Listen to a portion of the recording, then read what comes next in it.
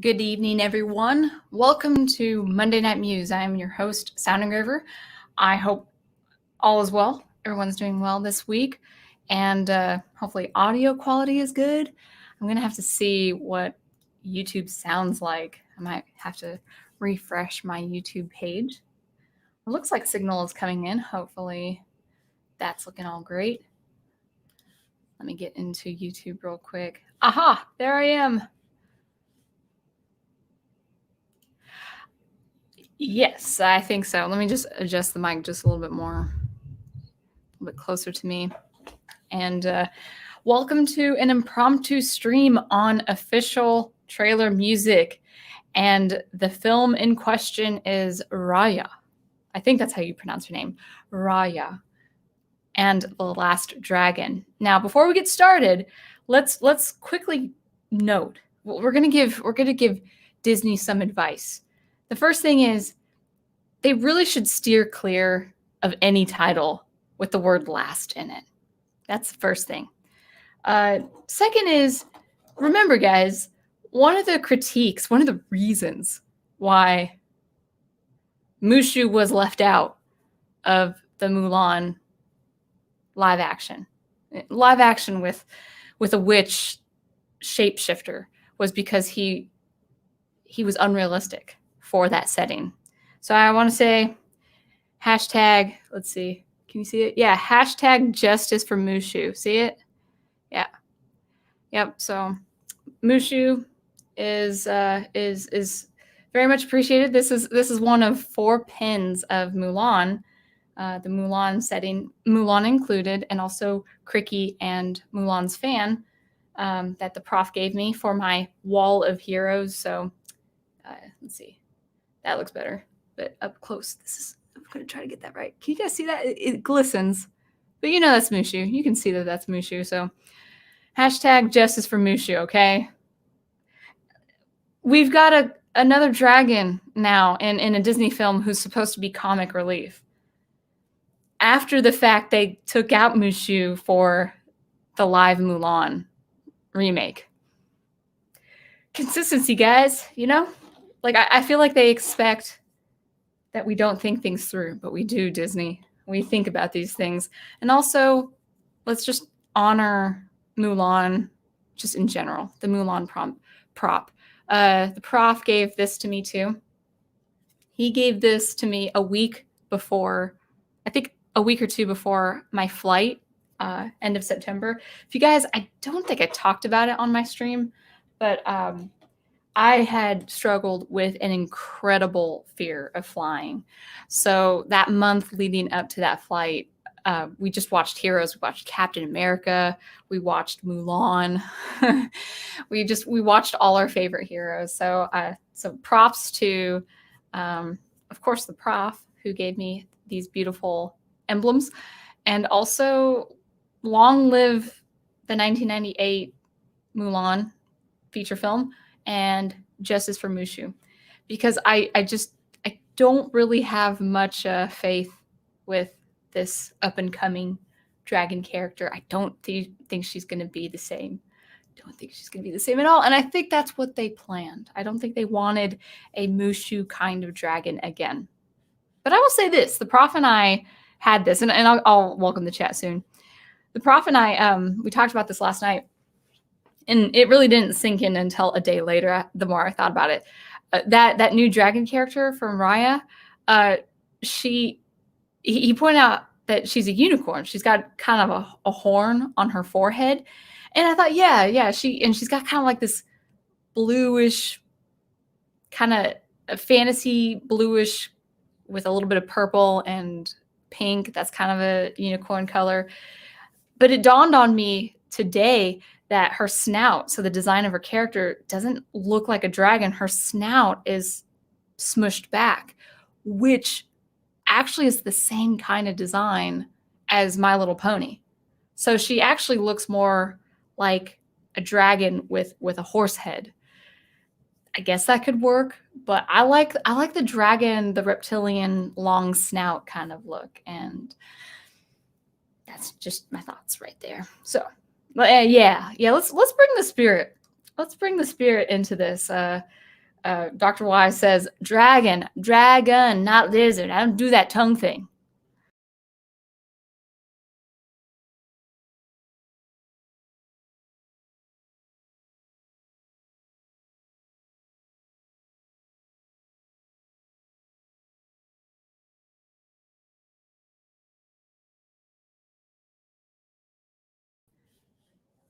All right, guys. Can you hear me all right? Am I back? So I think that was it. So let's go ahead and hide. Oh man. All right. That was that was weird. I posted that comment just before it was supposed to disappear, so maybe that's why I got booted out. But can you guys hear me okay? Is it all good? All right. Good. All right. We're all good. So thank you, Dr. Y, for saying that.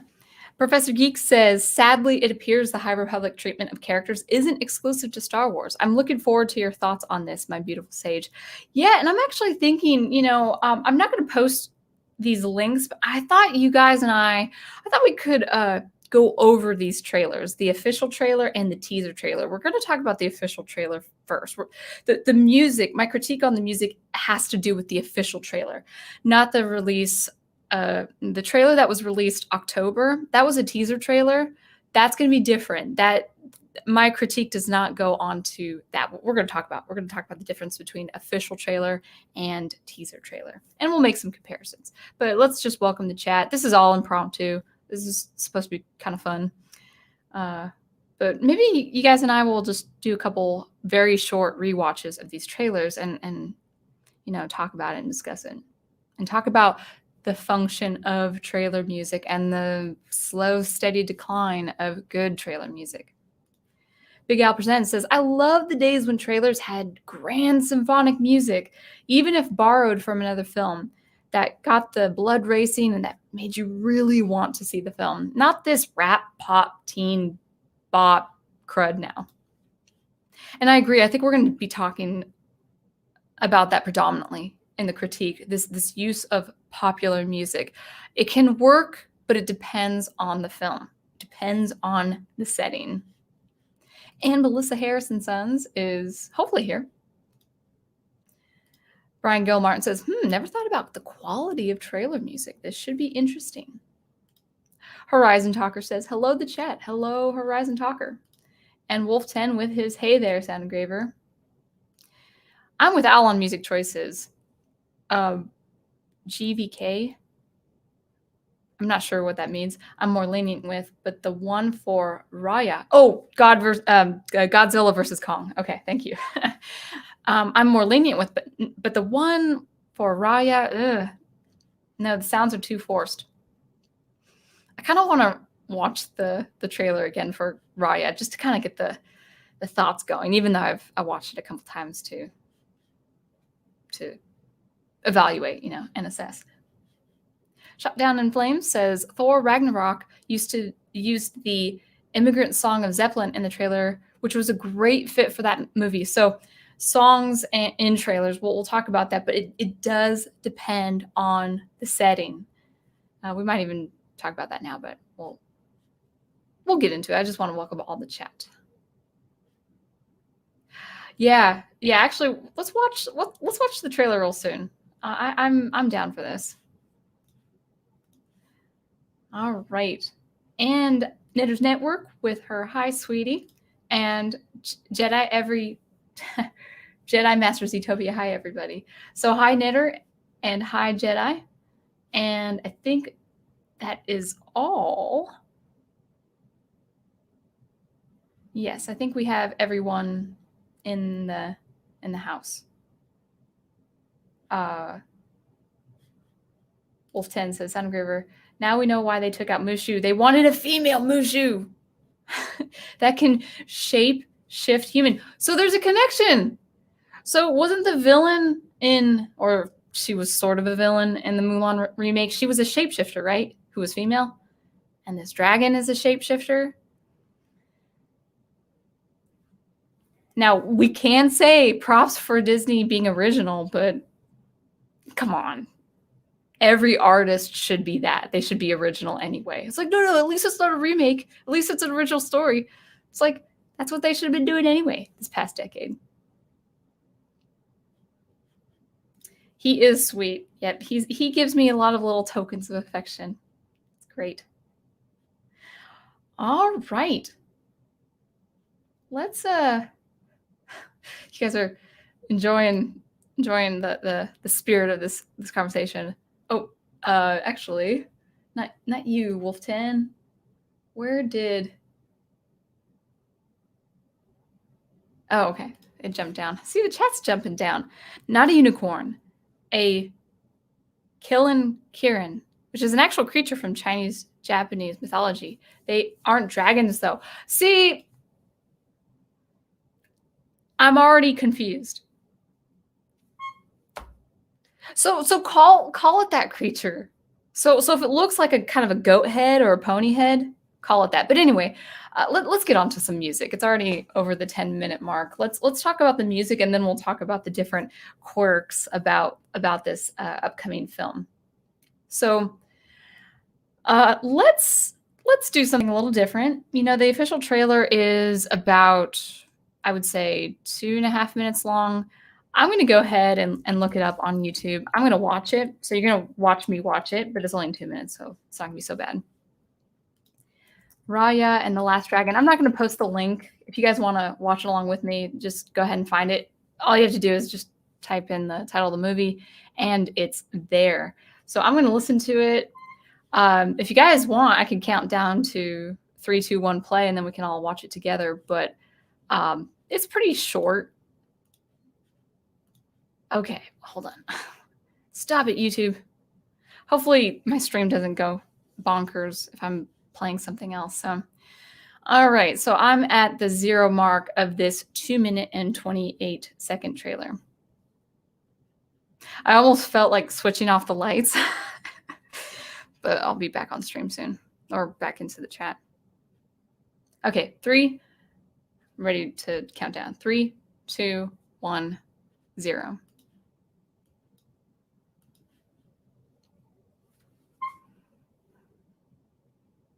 Kelly Marie Tran is doing the voice of this character.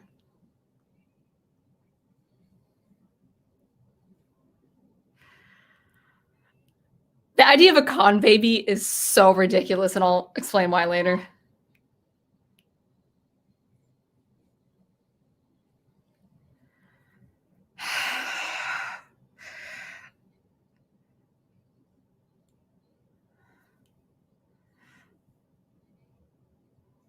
So you're starting to hear this electronica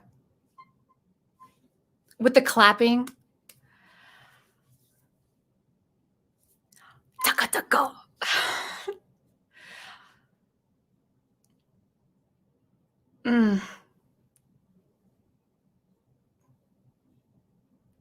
Yeah, the only masculine figure is a buffoon guy who looks like Maui. And then a boy who's an entrepreneur.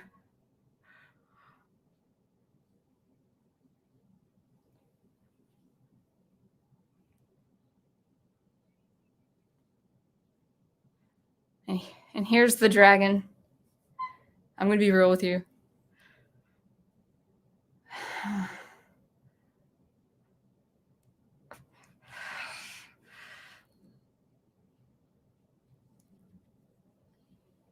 And it's this entire female army. Which I guess could work in a fantasy setting. I am good. So.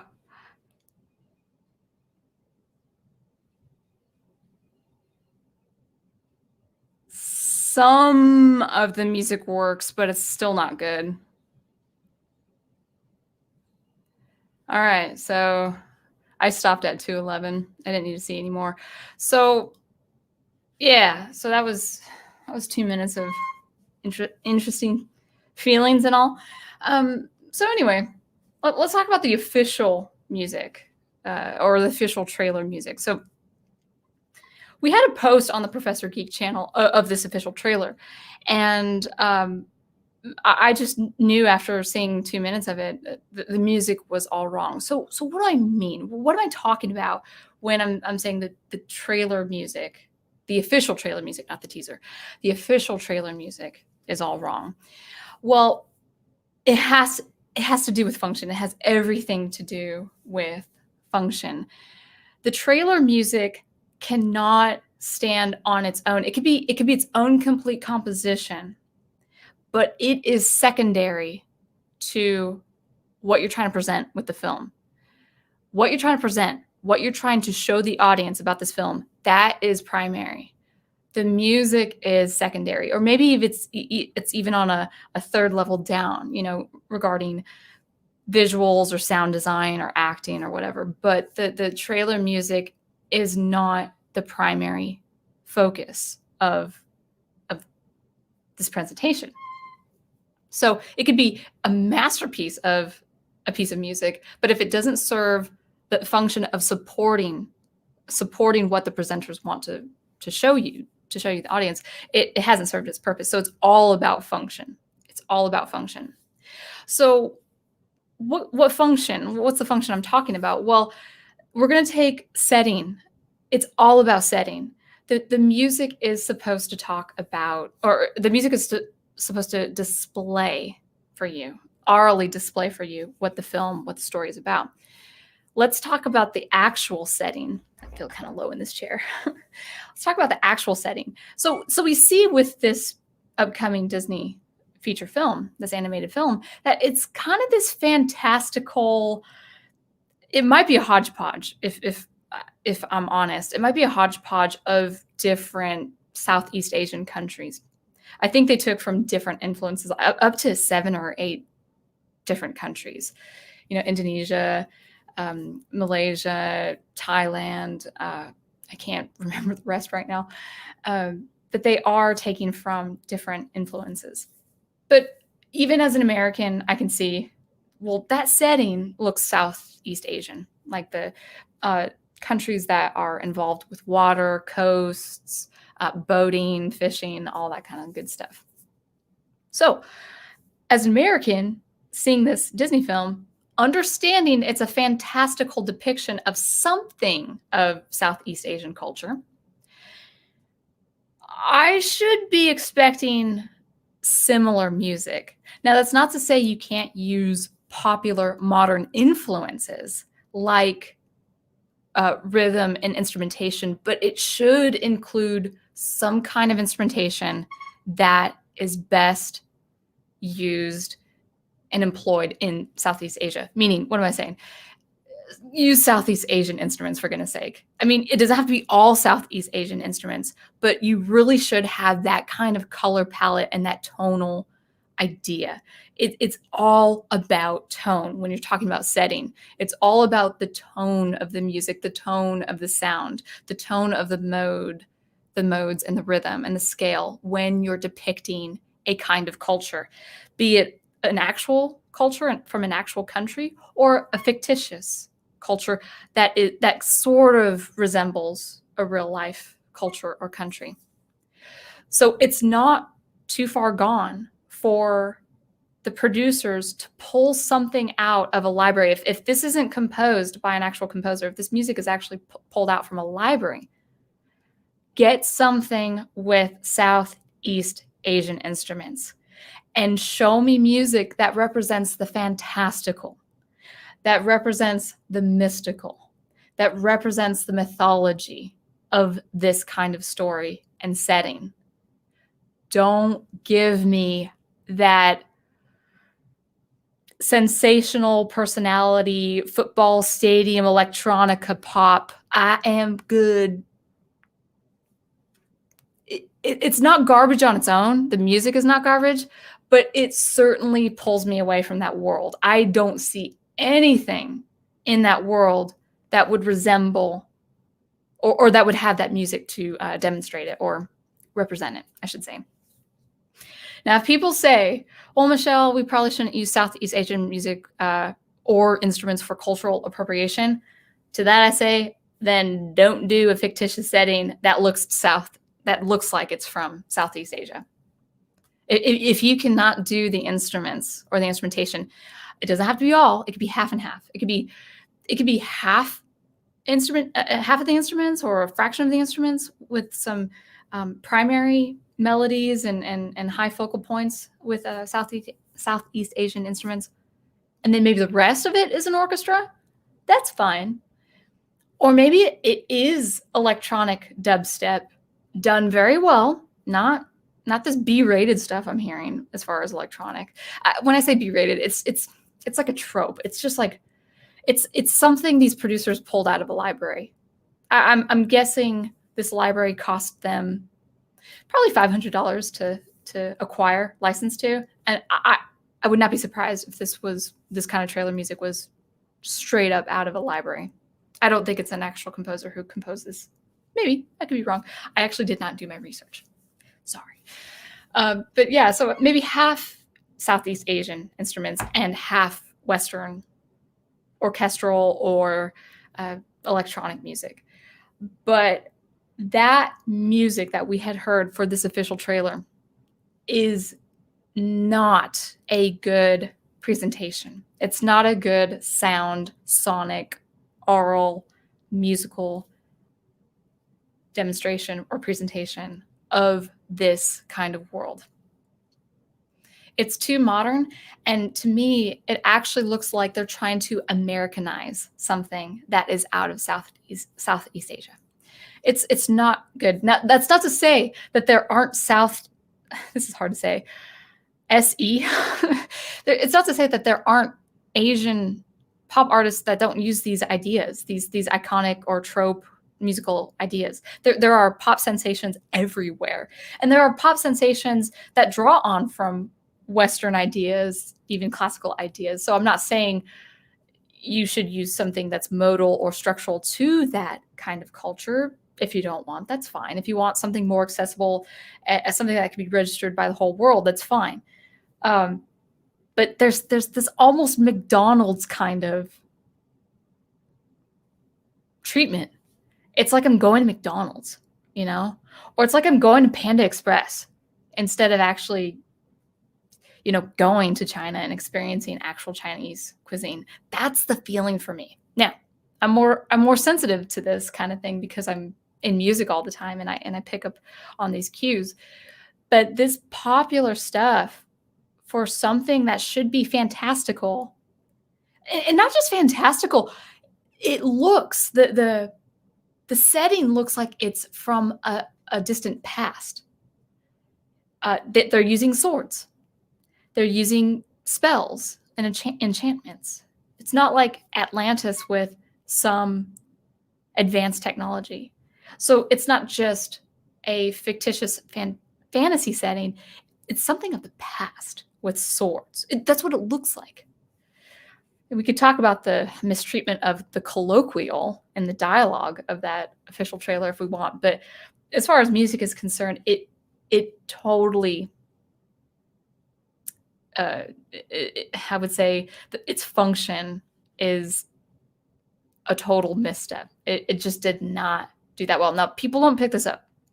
But I tell you, I guarantee people would have all, I can't read minds, but I just know the musical sensibilities. I think people would pick it up so much better. They would pick up the story so much better if they had treated it how I was suggesting. Now, who has done this, or what film has done this pretty well? There's a little element of popular culture in the music, but the film Moana, the official trailer music for Moana, worked very well. I don't know if it's actually an accurate depiction or representation of Pacific Islander music, which might be fine because, it's a fictitious world. It's a fantastical world. It's more of a myth. But they used those kinds of sounds and colors and the kind of voice chanting. You're more in Moana's world with her trailer music, her official trailer music.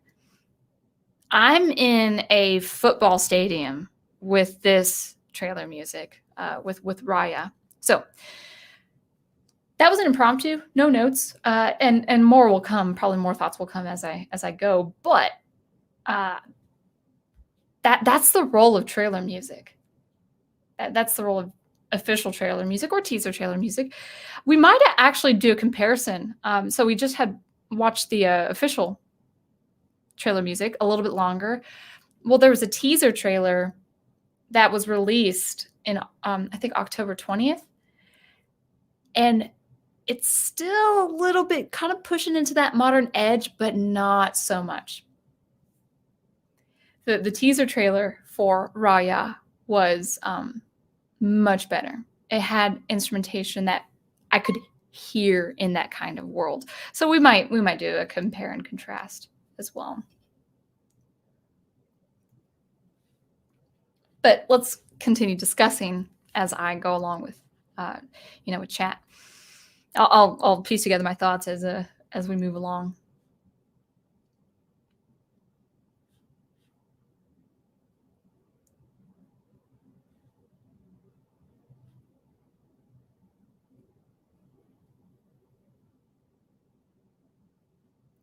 Shut Down in Flames says, since it's Disney, this might be Mulan 2, The Rise of Raya Skywalker, and The Last Jedi Dragon Awakens.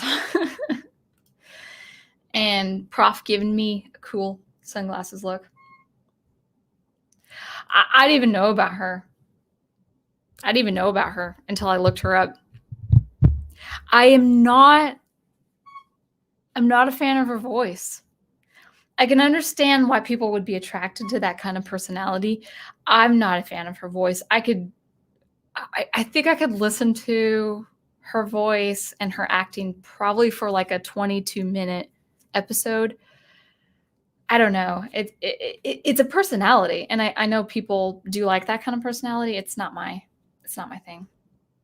But okay, let's pause for a moment. We'll talk about music again, but let's talk about the colloquial. I'm going to be real with you.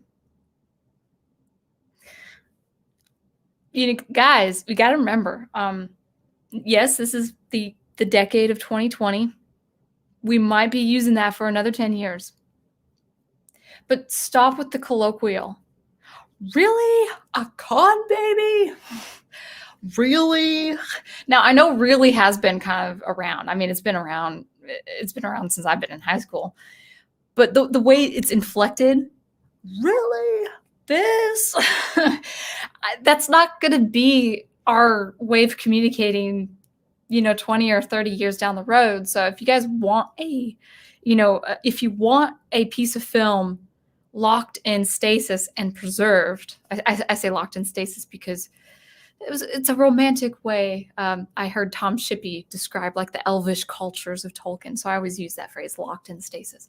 But if you want your piece of art preserved, unless you're doing a setting of modern day, like a modern day family show, sure, the colloquial is fine. But I don't know, the colloquial with a fantastical version of an old kind of Southeast Asian setting, like with temples and swords and dragon-like creatures. I'm going to be real with you. I mean, just like that's not going to stick 20 to 30 years from now. And yeah, on the con baby idea, before I forget, that's not a good idea. Well, for only one reason. Did you see, if you guys saw the trailer, did you see how she was startled that like, oh, this baby's a con baby, Well, if she's a trained warrior who has severe trust issues against everyone, she would have not picked up a baby so easily if that kind of thing is established in that setting. Unless con babies are very rare, unless it's like a once in a lifetime event. My chair's squeaking again. Yeah, it's protesting. Maybe if in that world you only see a con baby once in your life, that idea better be established, because she, as a trained warrior, would have had her guard up if she saw a baby by herself. So that idea is wrong. Come on, guys, think these things through. I'm on a roll. I feel a little spicy right now.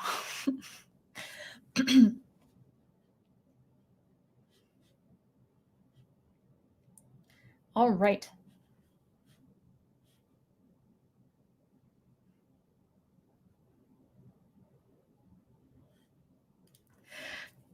Dr. Y, and this is from an artist, Sound Engraver. I'm glad I'm not the only one who thought that dragon looked like a My Little Pony design.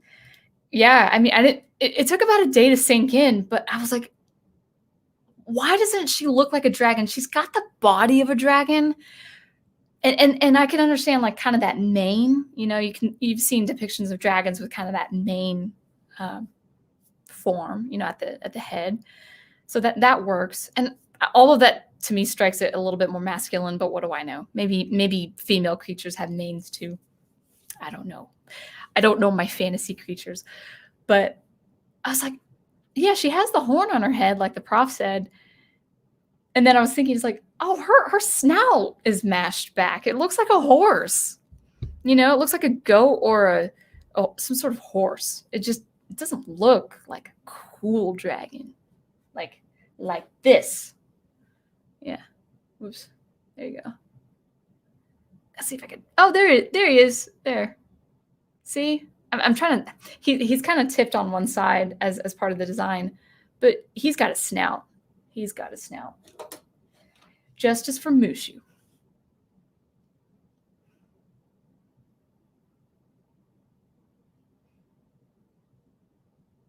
Now, I don't know anything about Aquafina. I know she's a personality, hip hop artist. That actually might have been her who said, "I am good." And there's this cheesy delay. I am good. Just, now, production quality, it's fine. I give the production quality 10 out of 10. It's good sound design, and it's a good mastering. You know, the engineers behind that music worked. I mean, they A-okay as far as the output, but the music just doesn't work for that kind of setting unless that's what they're going for. And the thing is, one reason why I wanted to look over the teaser trailer is because the tone is completely different. Okay, this was released in October. The tone is completely different, and it looks serious, and it actually looks better than they went with this. And I was looking at different images of the trailers, and it's like all the male characters are either like gruff looking and buffoons or boys. There's no Li Shang male character. Give us our Li Shangs, dang it. All right. Oh, chat jumped down again, guys. Sorry. We have to do a sound effect for every time the chat jumps down. Oh my goodness, it jumped down all the way. All right, I better snag something before it goes down. Netters Network says Sound Engraver trailers used to be fun to watch. Now the scenes you don't even see. Now the scenes you see don't even really tell you what the movie is about. You know, actually, we'll draw on some other comparisons, but I was looking at the Frozen trailer, the first Frozen trailer, and actually the trailer kind of made the movie look interesting. You know, it looked it's different from now what we know to be the Frozen story. It looks cool. Like Elsa looks like a villain, and then I think her sister's name is Anna. She's trying to discover something, and she's on this adventurous journey. It looks fun. It actually does look fun. They should have made Elsa a villain. They should have actually made her the actual Snow Queen, not this misunderstood, don't underestimate my powers empowerment kind of message. But no. They had to do that back in 2013, you know. Let's actually talk about the Frozen trailers. So the official trailer of the Frozen, worked a little bit. We'll draw out some comparisons. We'll talk about Frozen, and I'm actually just talking about out of my memory. I didn't write down the notes, but Frozen 2. We'll talk about Tangled. We'll talk about Brave. We'll talk about Princess and the Frog, which the prof pointed out to me last night, and I thought I knew this, but I had forgotten. Princess and the Frog was the last animated before they switched over to computer-generated animation. So we'll talk about those. Let's talk about Frozen before I forget. So as I remember, it was okay, but it was getting into that pop idea, but there was some enchantment. You definitely felt the world a little bit more. There was some modern influences that are like, oh, okay, I guess it's trying to be cute. It's trying to be new. They were working with this technology and this animation and the storyline. It wasn't as functional in terms of world building and setting as actually the Frozen 2 official trailer. They went more for that adventurous world type setting with its music. With Tangled, it was a little popish. You know, they were introducing Mandy Moore at the time to sing her songs, Rapunzel's songs. But there was a bit of that Germanic English, you know, not Buccaneer type setting, but it was kind of like a what was his name? Flynn, the male protagonist. He's kind of getting himself out of scraps, and it's got that adventure, you know, kind of heroism, kind of like, oh, I'm ready for an adventure and got to bring this you know, closeted girl along with me. It's got the spunk. It's got that Germanic English kind of, you know, horseman, horse rider kind of feel. There is a little bit of pop that just for me pulls me out, but that was the introduction into, at least for Disney, I think that was the introduction to add more popular overtones or music or words. Brave was a little bit better. Brave definitely had a better kind of wilderness vibe to its trailer music, its official trailer music. It was that adventure. It was dramatic. It had more of that drama. So I could still hear the decline into more of the generic, you know, string moving, you know, moving string. Da da da da da da da da da da da. You know, it's like listen to this for films and film music. You've got your strings. Something I haven't seen all of Hans Zimmer's movies, you know, or movies that include his music. I haven't listened to all of his scores, but he doesn't really use strings in a melodic way. He uses strings in kind of like a percussive way, which is fine. But it's become too generic in terms of music. The one I could think of is Batman Begins, where it's like you know,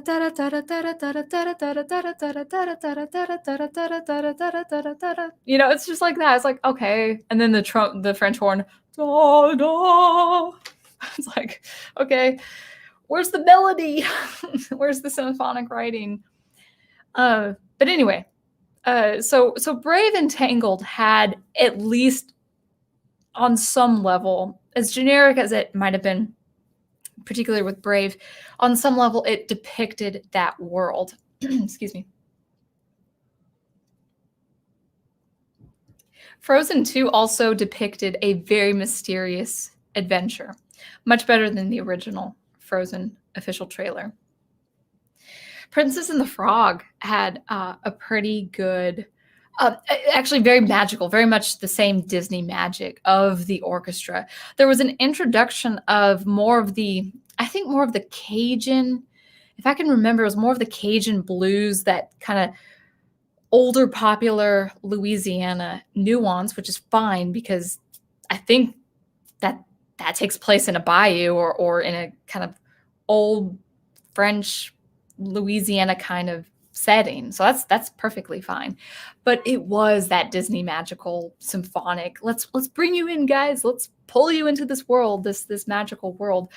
And it wasn't really it's certainly not the same as what we hear with the modern. It's really, it's not just popular influence. I'm not talking about just electronica, pop, bebop as a genre. I'm actually talking about just throw a song in there and call it good. That's what trailer music has been about, lately, at least in the last 10 years. I feel like I'm missing another Disney. Let's see. I did take a look at the Godzilla vs. Kong trailer music. Now, very good trailer music from the beginning. At minute 128, they introduce a song, like kind of like a "Let's fight" song, which I think it's not my favorite, but I think it could work in that world because what's the setting? It's all these major metropolitan cities in a modern type setting. I think that could work. You're in a modern type setting with people in modern clothes, with battleships and air control, traffic towers and skyscrapers and stuff like that. It could work. It's not my favorite, but I'm not going to ding on that. It does pull me out. Like when I hear a man sing while two mega monsters are fighting, maybe I'm particular, but it to me it doesn't. Al, what do you think? You tell me what you think. I feel like Al would be the connoisseur for this kind of stuff, but as far as function, it's okay. I'm not going to knock it just because it actually does work in that kind of world. Contemporary filmmaking, so in a, let's say it's a romance film, and you're in, I'm trying to think of a city, Alexandria, okay? And it's like you're in a cute town, and it's a city slicker with a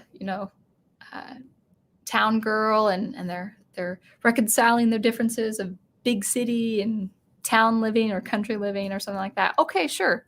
Throw a song in there in the trailer. That fits. That works. It's the setting. It's all about the setting. So let's see what you guys have to say.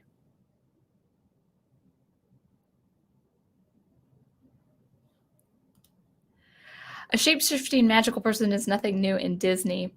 Merlin, Maui, etc. No, I know that, but I find the connections funny. Like we're probably creating arbitrary connections, but it's not wanting to include Mushu in the live action. So instead because he's not realistic. So instead you replace Mushu with a shape-shifting witch. So that's realistic, right? And then I love it because now we're talking about a dragon creature called the Last Dragon who can shapeshift.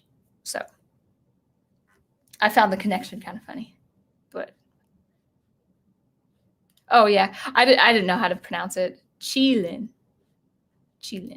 I'm not very good with Chinese pronunciation.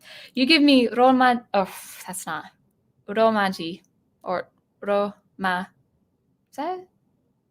Is that? Am I saying that? It's not hiragana and katakana. I think it's Romaji, right? Where it's the Japanese characters but spelling English Latin, if I remember. So Japanese I can pronounce, but the other Southeast Asian countries I cannot. Horizon Talker is saying, I suspect Disney is doing what Harry Potter did with the first title. I don't think Americans will click with Qilin, so they changed it to Dragon. But I guess I can understand that from a business perspective, but why not? Or if you're going to do Dragon, why not depict an actual, well, I'm just seeing this from an American lens. I maybe dragons have forms that I'm not aware of, but if you go for the more reptilian traditional, and I'm not talking about King Arthur or that old English mythology with the kind of the heavier set dragon. I'm more talking about the slender dragon. But if you're going to actually have that form for that character, why not introduce a new mythological character to us? See, I want it's a little bit disconcerting to call something, give it a name for something that's not. So if you give the name dragon for another form or another mythological creature, that's inconsistent. And that kind of, even between languages and even between cultures, I just don't care for. Unless it was something like where you had a consultant from that region of the world and saying, okay, this would be our translation, or this would be the English translation, or this would be the Western translation for such a creature. Okay, maybe. I get it. But educate us. I wouldn't mind being educated. I had no idea this kind of creature existed in mythology, so I wouldn't mind being educated. I think that would be kind of important. So, all right, let's see. There's a little bit of chat. Oh yeah, I've never seen Boss Baby. I've seen billboards and pictures of this character. Yeah, that's true. So why I thought the con baby doesn't work is she lowered her guard. If she was highly trained, she should have suspected that.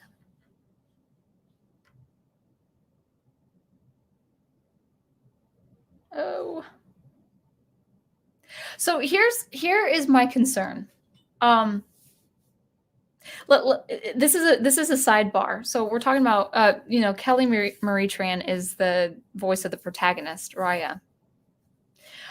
I am a little bit concerned with what's going to happen because I hope it's a good film. I hope it's a good film, guys. I hope it's a good story. But this is going to be a total fiasco. We've seen it before, but this is going to be a total fiasco if the movie is subpar and there are critiques on the film. And there are going to be there will be a vocal minority. Unfortunately, there will be a very small group of people, but very vocal group of people who will be against Kelly Marie Tran, just because of the character she portrayed or acted, Rose Tico. Not her fault. Now, I hope if anything happens socially and politically regarding this film and regarding her as the main protagonist, I hope she stays out of it. I hope she's not involved. I hope she doesn't put her 2 cents in. Please, Kelly, please, if you're listening, if you're watching, if you saw that thumbnail in your feed and you're watching my live stream right now, please don't involve yourself with the politics regarding this film, because you're just doing your job. You did a voiceover job, which is great, and I hope she has more work. But if this is I hope this is a quality film. I hope this is a quality Disney original. I hope it's beloved by many families, by millions of families. But if it's not a quality film and that film is criticized, oh, you know what's going to happen, guys. You know what's going to happen, and it's not going to be pretty. So I really hope, I wish her the best. I really hope this wasn't a sympathy gig. I want this woman to succeed, as long as she doesn't involve herself in the politics. I hope Disney doesn't tell her to be vocal about anything. We'll see. And I certainly hope she's not attacked just because the quality of the film is subpar. Now, I'm not saying the quality is subpar, but this decade has not given us a good track record, guys. So it's okay if we don't trust it until we see it.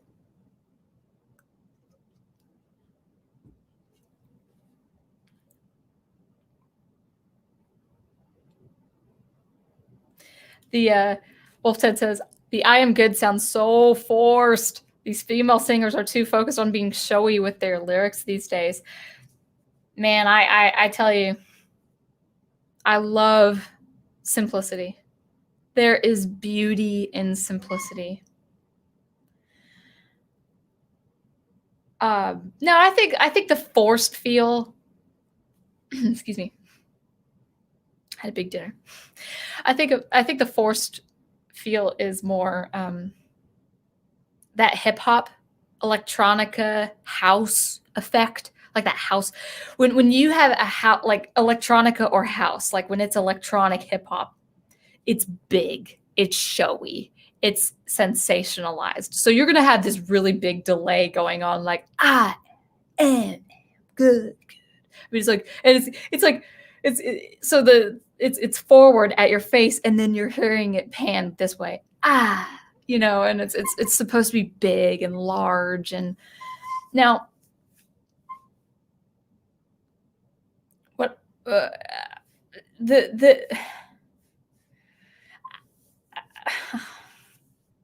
don't really see much conflict.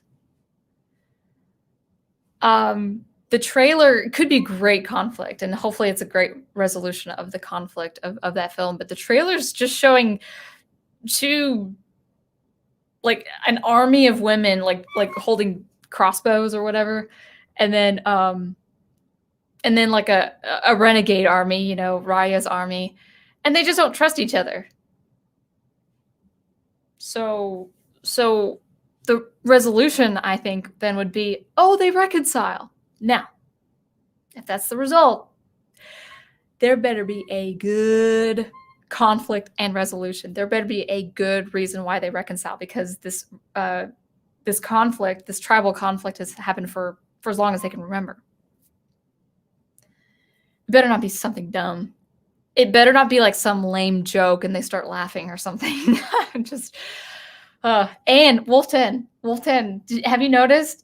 Did you notice half of the head has long hair and the other half of the head is, I don't think it's shaved, but it's short. This is okay. The long hair on one side and the short hair on the other, guys. Again, this is Americanizing. This is McDonald's, okay? This is McDonald's of something that could be awesome and fantastical for this part of the world, for this region of the world. But it's McDonald's. You know, just because you have a McDonald's somewhere in Malaysia or Vietnam, it doesn't make it any less American, okay?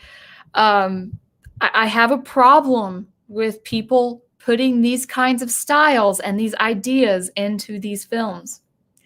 And in particular, this hairstyle is I'm just going to call it right now, it's the insignia of the American ideologue. This is crazy. I'm seeing it everywhere. I'm going bonkers, man. It's just like, it's the staple. Now, I know, now people could say, well, Michelle, Disney's an American company. Hollywood's out of the United States. They're gonna make it accessible to us. But I would really, as an American, let's say I had kids and I was in an American family, or maybe I was an American kid, you know, coming of age, I would want to see depictions of other places. More like the ratio or the proportion, more of that culture, less American. If you're going to go with that setting, more of that, less of what I know. I'll be educated, okay? I'll be educated. Anyway, I feel like I'm going crazy.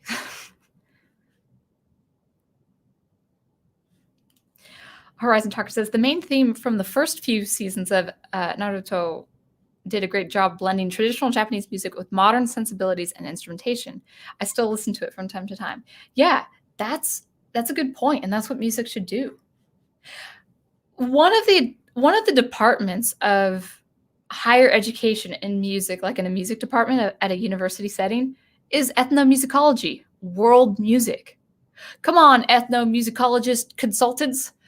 Go to the film industries and tell them what to compose and tell them what to do for the library of music. That, like, let's say, get all, get out of the classrooms, get out of your archives, ethnomusicologists, and consult with, mixing and mastering artists and music producers, and say, hey, build this library of this culture or this country, so that films trying to emphasize or depict the setting can take from this library.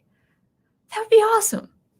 I'm not even I don't really support library music. I support composers composing their own music, including trailers. But that's just me. Brian Gilmartin says, there's a lot of electronic music in that trailer too. It can work for an old setting if it's done right. That's the important thing. The Samurai Warrior games, but these people didn't even try to make it work. By the way, the Samurai Warriors, I think it was Green Lion Girl who posted that TV series, I think before last weekend, on the Professor Geek Facebook group page. I saw the first episode. I hope I have time to watch it. But yeah, it's good. And it's totally 80s.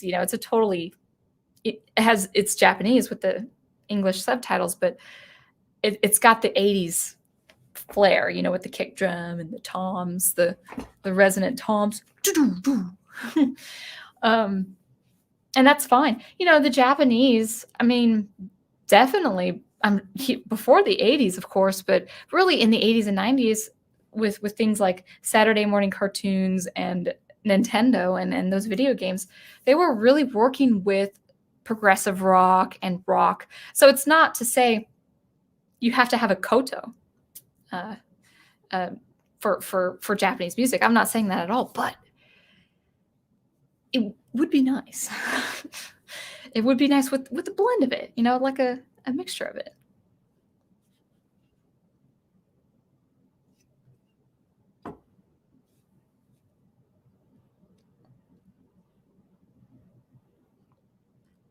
Dr. Y says, Kubo and the 2-string used a Beatles song, but reworked the music to sound Japanese. See, that's a good idea. That's totally okay.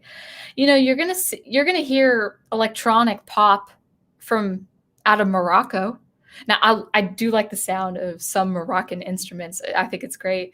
But you're gonna have pop artists there. You're gonna have, they have K-pop, they have Korean pop, but they also it is a mixture. It is a mixture. What I'm griping about is how American this trailer song sounds. It just so right when, if you remember the trailer, and you can go ahead and refer back to it, right when, whether it's Aquafina or someone else, when she sings "I am good," what do you see? Okay, you see 2 female warriors in a sunlit temple. Okay, if I were to ever walk into a place like that, I'm not hearing that in my head. And if I heard it in the space, I'd be like, this is not good.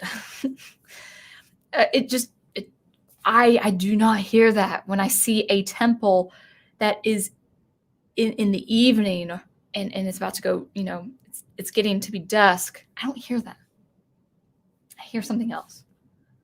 And I don't think it's just me as a composer. I think a lot of people, let's say you see that scene with no music and you started having music in your head, you would hear something else. Maybe it'd be the Western orchestra, but I'm not omnipotent, of course, but I just doubt that people would otherwise hear that had that not been brought up in the trailer music. Anyway, I feel like I'm ranting and being redundant. We'll continue. Samuel Proctor in the house. That music in the trailer made me cringe. Yeah, and actually, you know what? We should watch the teaser trailer because I only had heard it once, but the tone was very different. Not only that, it set the mood for the whole film very differently. It looks like a much more serious film. So I kind of want to watch the teaser pretty soon, but let's go down the chat, and then when I catch up with chat, we'll watch the teaser.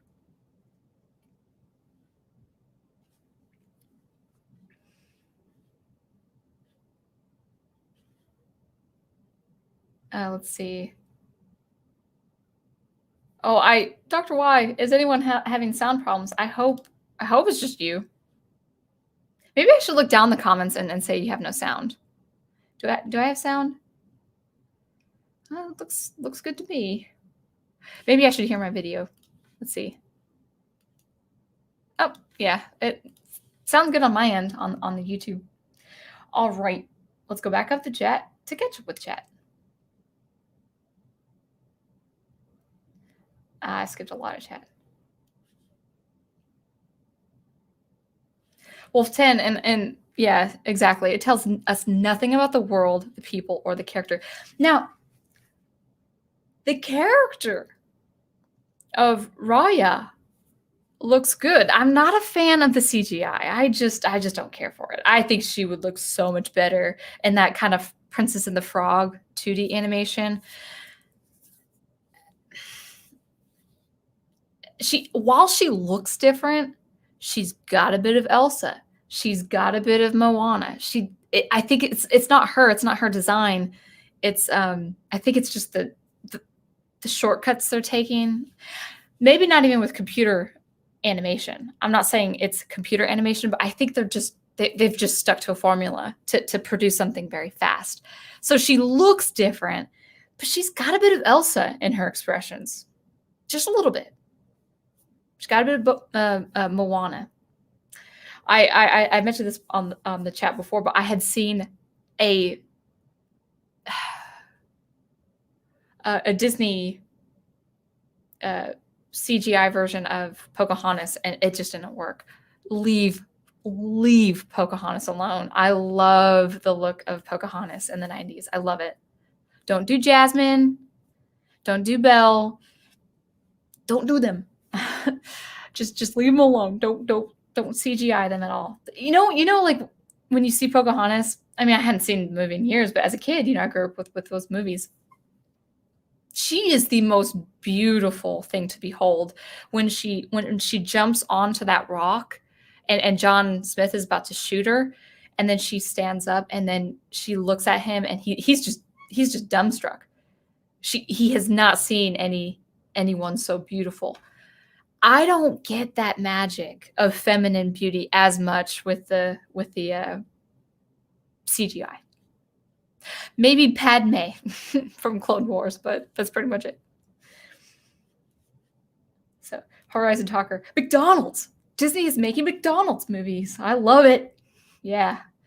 That's what I think of, man. It's like, I could be wrong, guys. This movie could be a work of art, okay?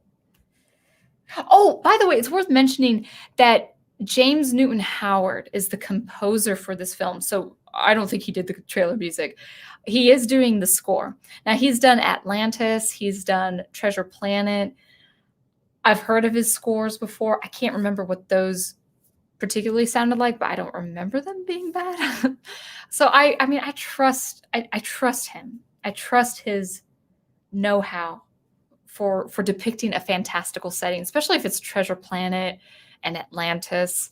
So he is the composer. So maybe, depending on how the movie is working, maybe I'll do a commentary on the score when it's released. I don't know how much they're going to charge for a premiere though on Disney Plus.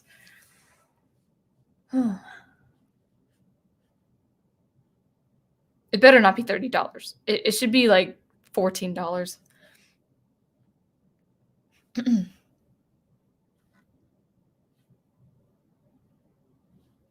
Okay, so Wolf 10 has already seen the teaser trailer. I agree. The teaser was way better. The music sounded like it could be played in that world, exactly. Like a fantasy instrument. Yep. Great points on the music. I think it's indicative of the decline of trailers in general. They are dumbing down films that are already dumbed down for today's low attention spans. That could be it. That could be it too. I'll have to look into trailer music just a little bit more, how they are produced. I don't think it's composed by a composer. Or if it is, well, okay, let me backtrack or back up a little bit. All music is composed by a composer, but what I mean is composers might be writing for a specific library. So let's say you have like a handful of composers out there who just compose trailer music, and they just keep giving new trailer music into these libraries. Like, if you buy a library of $500 or $1,000, like, and that's on the high end too, so Disney can certainly afford it. But if you buy a music library, you're talking about, if it's very expensive, you could be talking about 25,000 music library samples to use for your presentation. Well, what tends to happen with that? Well, if you just feed the library, and composers, they get, I think, I can't remember how they get paid for library music. I think they get a fee up front, and then they just send it, and it's automatic license. So if you buy the library, you have the license for that music. You have the legal ownership of that music. So the composer's not making any royalty. So let's say, I don't know exactly how composers are paid, but let's say that was my job. Let's say I was paid, and this is probably the cheap end. I hope it's the cheap end. But let's say I was paid $100 for every 3-minute library sample I composed. Now that is cheap labor, by the way. Could be more, could be a lot more. But that means when it hits the studios, when it hits the YouTube, when it hits the radio, I don't get royalties. I get the fee up front, and that's not my music anymore. That's people buy it, they buy the license to that ownership. So that is probably where trailer music has been, because it's been the same with podcasts and broadcasting and radio music and news outlets. Notice how news outlets, no matter what outlet it is, whether it's from the conservative or the liberal or anyone in between, those news outlets, all the music sounds the same. All those sound zingers and those music cues to get your attention, they all sound the same. Why? They're from libraries. These news outlets don't hire composers. They buy libraries for this kind of stuff. And I'll look into it more, because that's just my assumption. That's my hypothesis, that the reason why these trailers are sounding more and more generic is because it's just this big giant library. And maybe studios are saying, hey, listen, I'm using example 48 of this track here, and I have the rights to promote it for 6 months or something. I don't know, maybe they have an agreement where they don't use the exact same track, but this is all just an idea. I'll look into this a little bit more. But libraries, composers, sometimes they don't compose for their original music for a specific project. James Newton Howard, he's going to get his fee for composing for this film. The composers who write for libraries, they'll get the money up front, but then they don't get any money for royalties. It's essentially not theirs anymore. Although I had heard, I think I said this before, or no, maybe I talked about it with the prof. Sometimes I can't remember if I say it to him or to you guys, so forgive me if I'm repeating myself. But my dad had a friend who wrote songs at one point for Disney, and the length of his contract, it was really shady, but the length of his contract, I think it was like a year or 2 year contract with Disney when he was writing a song for a project. Well, he was relaying to my dad that Disney owned everything you produced for the time you were contracted to their project. Didn't matter if you were writing for them. So if you were writing a song for them for like an 8 month, 6 to 8 month contract, well, that's all well and dandy. Maybe you might be paid for it. But if you were writing other songs to produce, they owned that as well. That was his experience. I'm not saying that's the real thing, but wow, no way. No, I would read the fine print, and I would I wouldn't sign myself to that kind of thing. So like, let's say if that were true and Disney approached me saying, hey, we want you to write music for this project here. And I agreed to that. And for 6 months I was contracted to them. They could, by his experience, by this man's experience, they could have owned my upcoming album, the tracks of my upcoming album. So it's like, this is weird. That was his experience. Not saying that's the actual real life scenario, but I mean, that's so strange. Anyway, let's move on.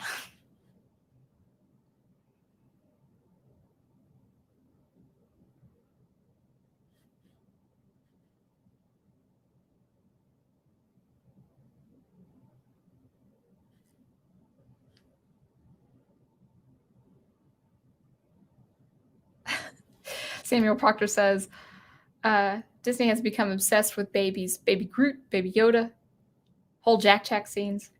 I guess it's not a bad thing.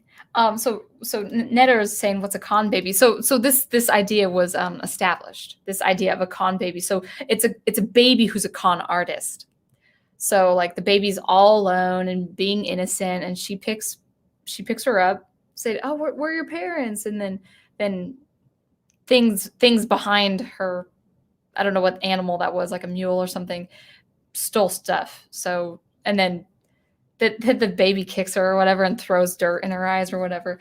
So the idea of a con baby in a warrior setting it's not a bad idea on its own for a magical, fantastical setting.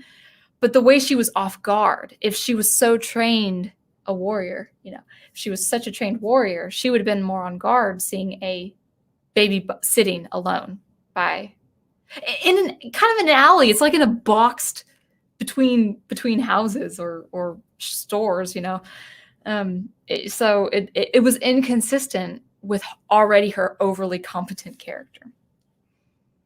Gotta think these things through. Come on, writers. Come on.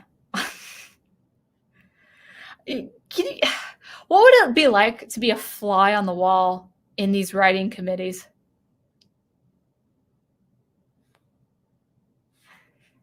Like with the High Republic people.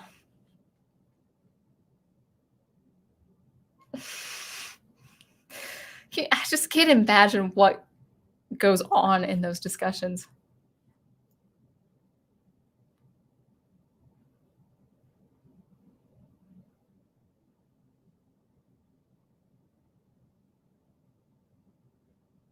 Oh, okay, so she's a rapper. Yeah, she kind of has that very dry, pinched voice. Her voice actually sounds, and it could be just how it's filtered in the post-production, but it sounds dry, like kind of granulated and very pinched. It sounds very narrow to my ears. Now, sometimes my voice is pinched because I'm under a lot of stress, like it gets really high sometimes, like this, and so I got to drop it down to relax, but yeah. Dr. Y says, dragon, not pony. I don't do that friendship is magic thing. By the way, I grew up on the 1980s My Little Pony. I don't do this whole new stuff.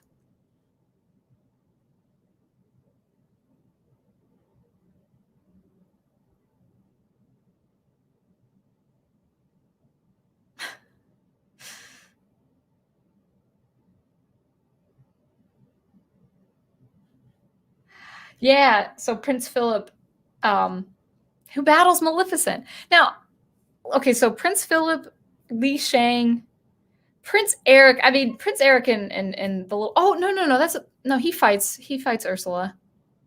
That's right. He's rowing to get Ariel. At first, I thought he was inactive, but no, I do remember his being an active character. But these, I'm not digging. By the way, I'm not digging on these characters like Maui and this new guy. Maui seems like a pretty interesting character. It works between the. I saw the Moana trailer, and that kind of character, that over the top masculine, And he's not a buffoon. He's just kind of full of himself. That's fine because that was perfect for that kind of setting. But now now what's happening? Oh, like, okay, everyone loved Maui as a masculine character. So we're going to have to make everyone look like him and like there's nothing wrong with the bigness of a masculine character, but he's awkward looking. Like the masculine character, he's got box shoulders and he looks like a rock. He looks like he's clay. He doesn't look like that masculine aesthetic like Captain Li Shang or Prince Philip. Who else is I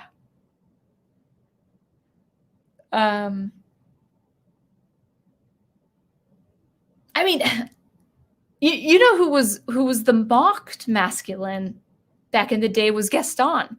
Now he had the masculine physique, but it was a little bit over the top because of his character.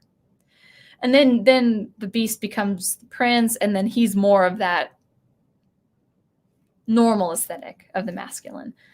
But now it's just like it's silly.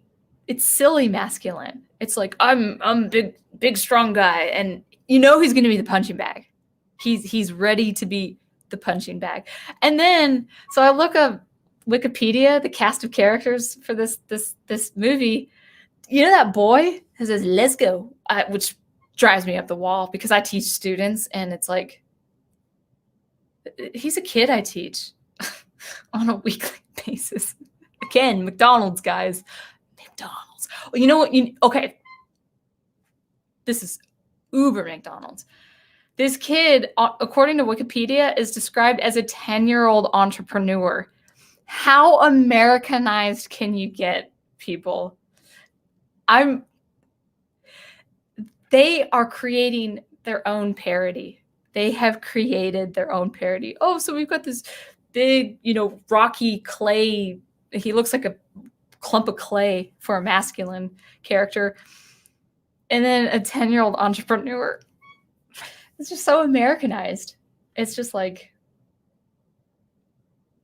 and then all the women look normal, okay? So the women look fine, or like, they're probably 16 or 18 years old or whatever. They look fine.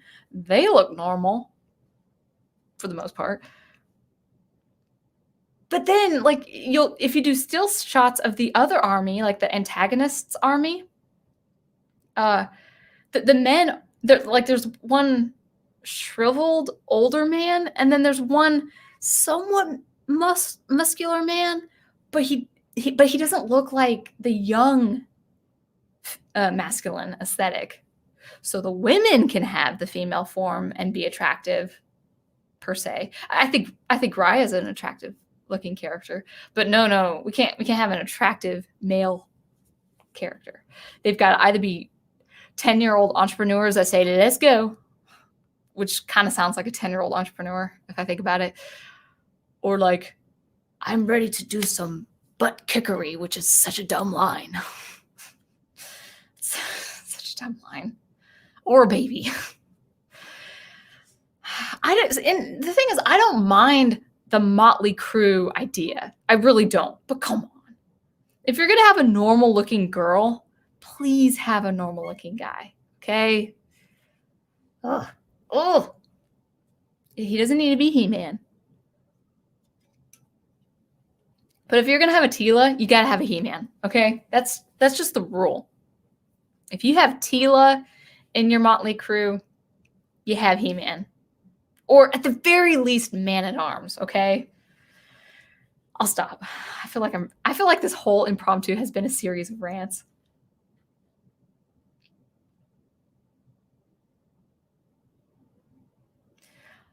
Netter's Network says, to find my place when the chat jumps, that is, I highlight, left click, and drag my mouse over it when the chat jumps, and I go back to the highlighted bit. I think so, and I think, let's see, right click.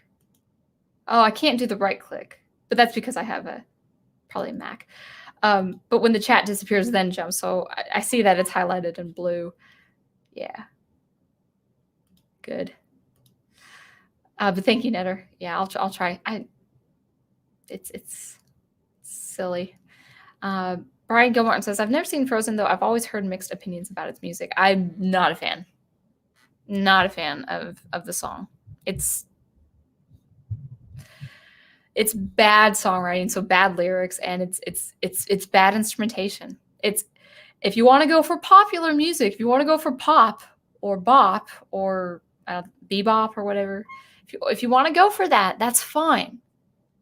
But you have to make it good. And that's a tall order. You know, someone who's good at popular music and songwriting is, totally forgot his name. His name just fell out of my mind. What is his name? He's a very good songwriter. And he's very famous. Think of someone who's very famous in the last 5 years, guys, and John. Is his first name John? Not John Legend. He's not bad, but I'm not thinking of John Legend. That bothers me. He's very famous, but he is a very good songwriter for popular music. Daniel Craig says, I have a question for everyone. What did people think of the original Spider-Man trailer from 2000 with Curve song running over it? I never saw the trailer, so I don't know Curve, and I don't know the artist, but yeah, chat if you want to answer for him, because I don't know. The teaser for Frozen looked like a Pixar movie. Yes! Yeah, like those shorts. That's probably what they were going for at the time. I had seen that. Big Al says, I love Tangled. I thought it was okay. I was talking about it with the prof last night.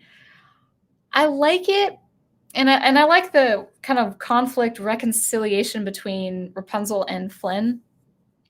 I just didn't really care for the villain. There wasn't really high stakes. Like, the high stakes were really just for her to, be locked inside so she can have her golden hair and so the mother can stay young, which is serious, and because this woman is vain, and vanity was her undoing eventually. But the stakes, she wasn't really a formidable character to me. She wasn't really a scary villain. She was a villain. She was evil, but it's just the stakes were not raised in that film, so I didn't care for it. I probably would have liked it if I had seen it as a kid, but no, I mean, I grew up with Mulan. Okay, Shan Yu, that was my 9-year-old experience. Okay, Shan Yu, okay, was the villain I experienced when I was 9 or 10 years old. So it's a very different. Shan Yu was probably the in terms of Disney villainy, Shan Yu is very much that gold standard for me in terms of villainy, because he's not only evil, but he's brutal and terrifying. Yeah, Jafar's evil, but he's comical evil. Yeah, he becomes a sorcerer. That's scary. Aladdin really is outmatched. He's got that comedy. Ursula, she kind of has that comedy about her, and that's fine for the Disney setting. Shan Yu was a very different treatment of villainy for Disney. I remember being so almost not tormented in a bad way, but like, really, it was such a different experience for me seeing him as a villain as opposed to Scar and Jafar and Maleficent. All really good villains. They are all really good villains, but I remember Shan Yu just being very different from all of them. And so him compared to what's her name? Mother, is it Gothel? I forgot her name. That doesn't have the stakes aren't raised. Yeah, if Rapunzel being cooped up in the tower for the rest of her life, sure. Yeah, that's bad, but it's not like a whole kingdom is about to go down, Elijah Brown. Oh, Elijah, good to see you. You can catch us on the replay. When was this? Oh gosh, 10:09, and it's 10:55 right now. Shoot, I need to catch up with chat. Hold on, let me just catch up with chat. But Elijah, nice to see you. Yeah, you can catch it on the replay. I kind of go on it's a total impromptu, no notes, nothing organized, but hopefully you enjoy it.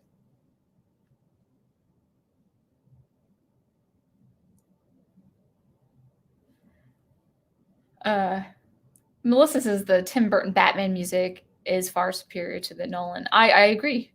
It works. Who composed that? Danny Elfman did the Batman music for Batman '89. But I still like Shelley Walker the best. Or not Shelley, Shirley Walker. Artificial Joni says good morning. Well, good morning to you. Where are you about? You don't have to say the city or region, but where are you that it's morning? 10, 11. It's got to be, I mean, I'm guessing the UK somewhere, but maybe even further than that. Or maybe Europe. Maybe, UK, of course, but I'm thinking more Central Europe, like France and stuff. Or Switzerland.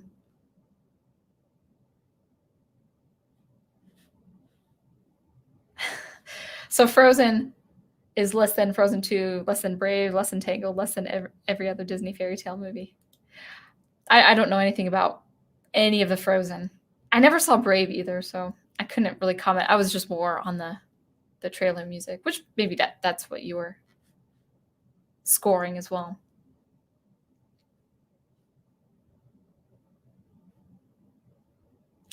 Engraver, Dr. Weiss says when they introduced the Godzilla into the trailer, they bring back a music snippet of what they used for the 2014 movie trailer. That's what I picked up.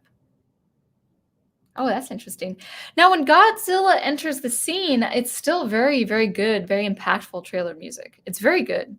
It fits that world just great. It fits the suspense, the way the lighting is on the water. It works. Definitely works. It's when the music, the singing comes in. It's like, is it two monsters fighting? It pulls it away from me. Like when I hear a hip hop guy kind of shout, "We will fight," or something like that. I can't remember what the song is. Or "Let's go." I think it's like "Let's go."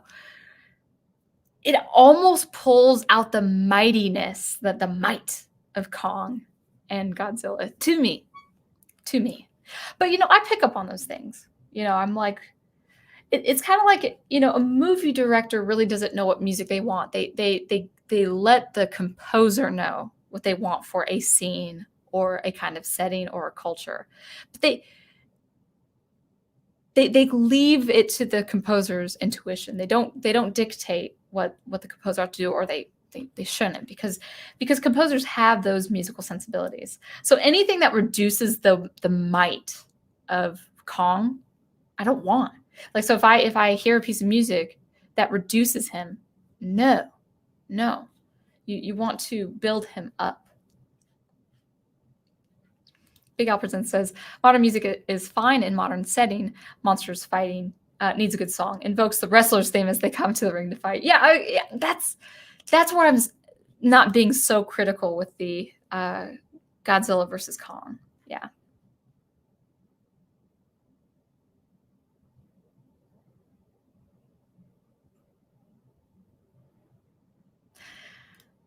Sound of Graver says, Raya and the Last Kirin.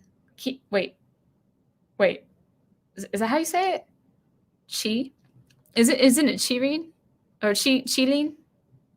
Am I saying that right? Chilin? Yeah, if I'm saying it right. It's fine. It doesn't need to be a dragon if it's not a dragon. Because what's going to happen is people are going to like, why does that dragon look like it has a horse's snout? Now, I'm no visual artist, so I can't really give the critique, but maybe I'm just seeing it as a viewer,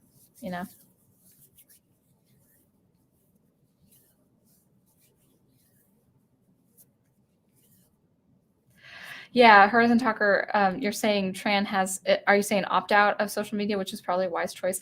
I think so. I'm giving her the benefit of the doubt, but if that movie is attacked and then Disney fights back and retaliates, the last thing I want her to do is go along with Disney. I want actors just to leave it alone. Their acting and the direction of their acting and their voiceovers really, they do their work to the best of their ability. I'm not saying there's, you know, I would say there's more talent to be had for vocal acting than what we see, but actors and actresses do the best they can with what they have. So an attack on the quality of the film has nothing or very little to do with her contribution to it.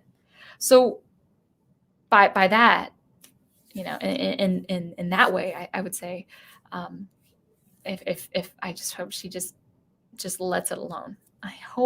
I know this is kind of cynical, but I feel like there's going to be this, I get the sense there's this impending fiasco. If this movie isn't received, we've got to ride another wave, man. We've got to ride another tsunami, because we'll be called all these things again for not liking the movie and stuff. But my critique is different. My critique is that the trailer music is too Americanized. Way too Americanized. I'm not saying an American composer can't compose for this, but it's just not.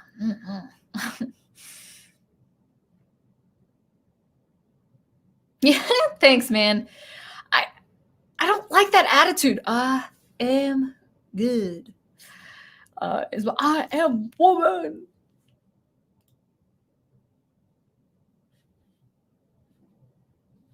Yeah.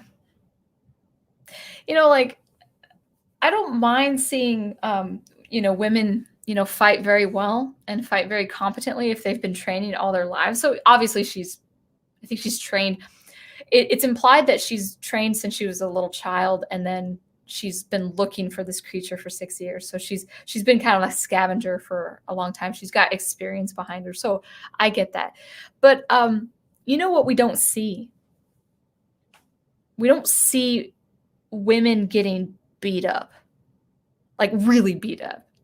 Maybe we saw a little bit with the Wonder Woman a little bit, but actually the Wonder Woman animated film, she gets pummeled, man. She gets knocked around, which is actually great.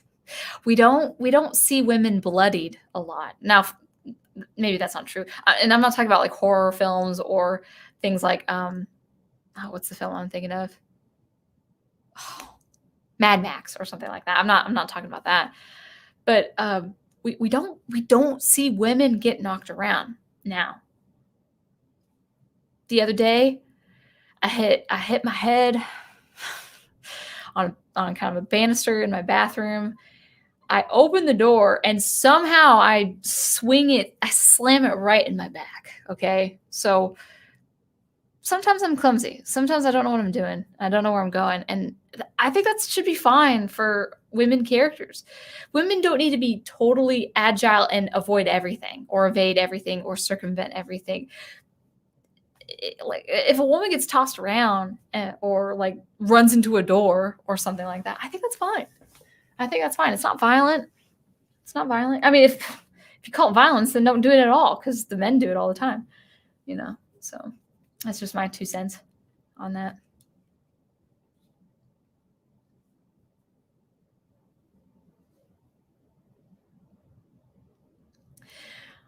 Brian Gilmartin says, I really don't like the half-shaved hair look. Go long or go short. You can't do both. I wouldn't mind if I saw only once or twice. But this hairstyle is no longer a hairstyle anymore. It's a statement. This is what drives me up the wall. So, like, no disrespect to you guys. You said 17 of you, if you guys do this, men, I'm talking about. I don't dig. I've never dug the hair bun, okay? Don't do it. Don't wear it. But what would be worse is if the hair bun was a staple or a signature of some kind. Signature of an idea or a philosophy I don't agree with. That's kind of my take. Sound of Engraver. The conflict is probably going to resolve around the rise of the new leader, probably Raya, who unites the tribes. Chilean herald a change in the rulers of the Eastern myth. They herald a change in rulers of Eastern myth. Okay, cool. So you already got some know-how of that culture. I just hope it's not a dumb reason. I hope it's a good reconciliation. I hope there's a reason. I hope there's a good enough conflict, a good enough reconciliation. Elijah Brown says, I don't like that style in those films either. I don't mind the style. I don't like it overused. But the thing is, I don't like anything overused. I mean, we need variety, guys. We need women with long hair. We can use women with short hair. Like for me, I actually have, I talked about it on the other stream, I have very thin hair, very, very fine hair that does not grow past this point of my shoulders without getting it kind of stringy. I've never had the thick hair a lot of women do have, that thick, long hair. So I'll always wear it mid-length. I can't wear it very long unless I had extensions. So that's just part of my DNA.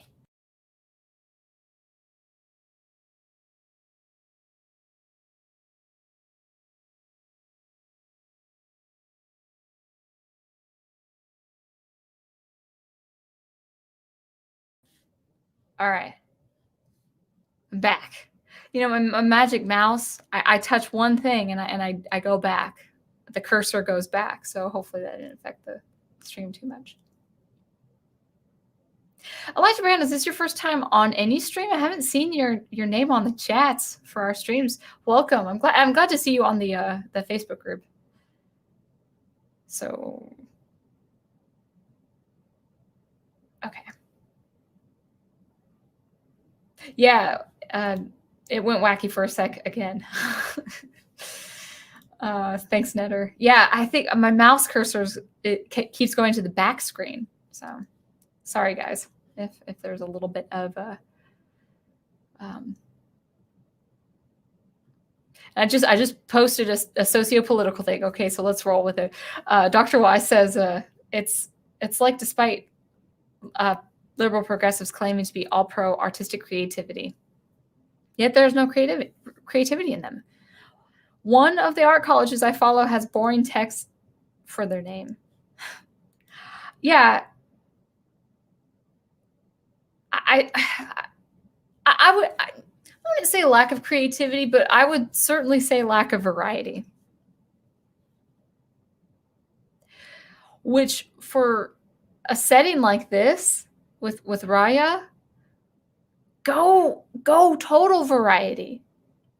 Really, I'm sorry, guys. I don't want to see anything remotely American in a setting like that. Now, of course, you can have American actors and actresses doing voiceover. That's fine. The colloquial, I'm not a fan of. I wish they would change their dialogue just a little bit. You can have humor. You can have modern day language. But the colloquial, like, really? Or I got to be real with you. I'm sorry I said it that way, but that drives me nuts. I like to hear it in the real world. In a fictitious setting like that, I don't like it at all. I'm getting mad. Sound Engraver is getting a little feisty. But anyway, variety, guys. They're always talking about world culture. So do it. And this is the theme of the Sound Engraver Monday Night Muse.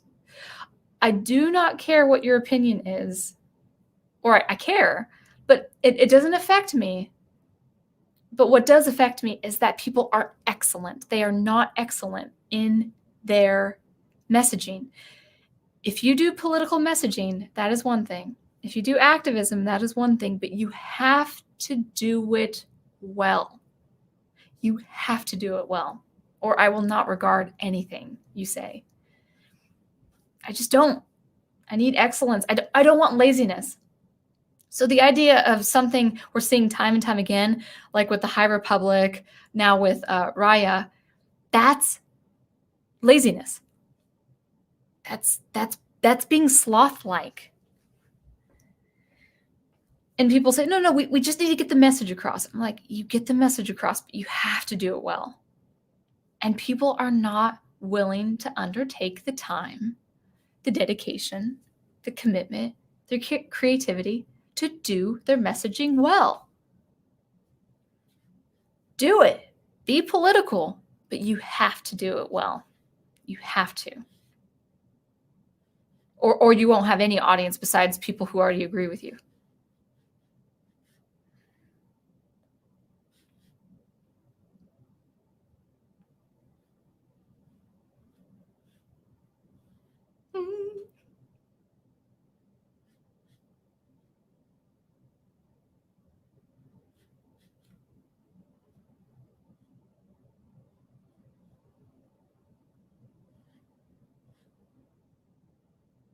Dr. Y says, Maui looks like a rock. Well, he has voice. He was voiced by The Rock. Yeah. Well, Maui had that design, right? And that was a new character, right? That was an original new character with an original new personality. Now, what's happening with the masculine character of this? Who does he look like? He looks like Maui. And he looks like he's like this clay. He's like this rock. He just, yeah, I get what you're saying. You're kind of poking fun with the connection there, but guys, where's Li Shang? Come on, give us Li Shang again. Oops, sorry guys. My hair is becoming a little stringy, but anyway.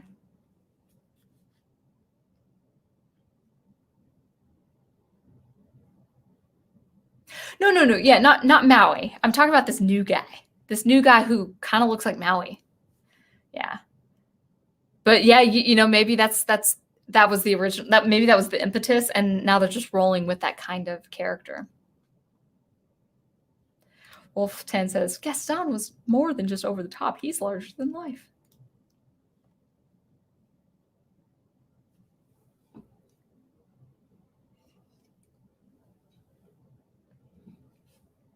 No one is more masculine than Gaston, but he was the conceited masculine, and that was the whole point.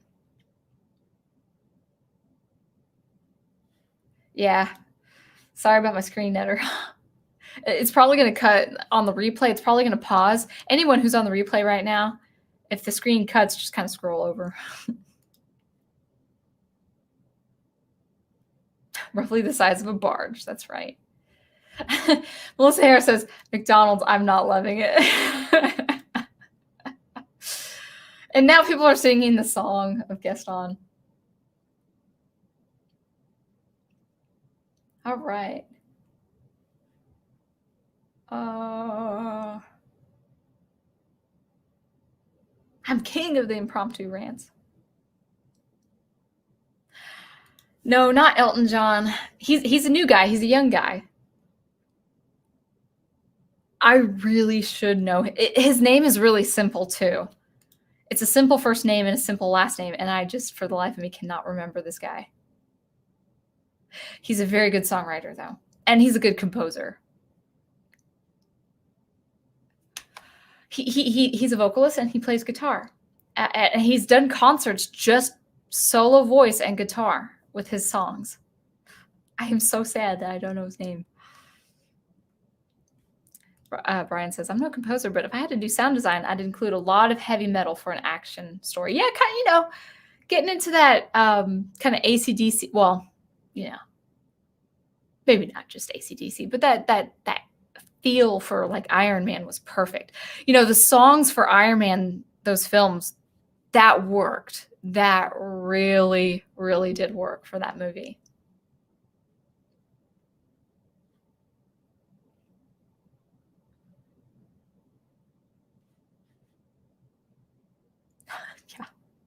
Yeah. All Horizon says, how many men does it take to deliver a message? That's just frightening. It's just like, he's really rough with them, and yeah, he was very much treated differently from all the other villains. He's not comical. He's just downright terrifying.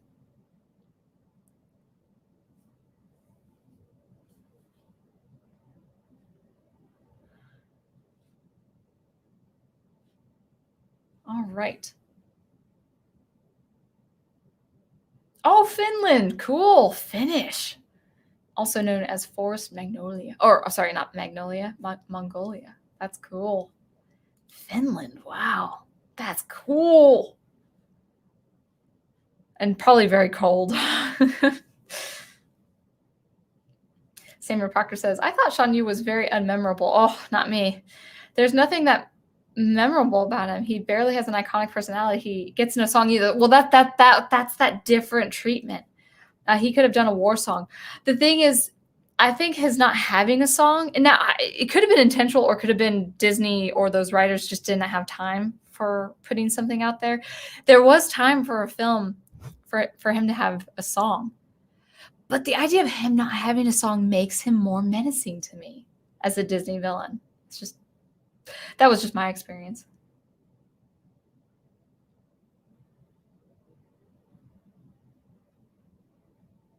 Oh yeah, good point. Dr. Y says Maleficent also didn't have a song. She just had a creepy background ambience.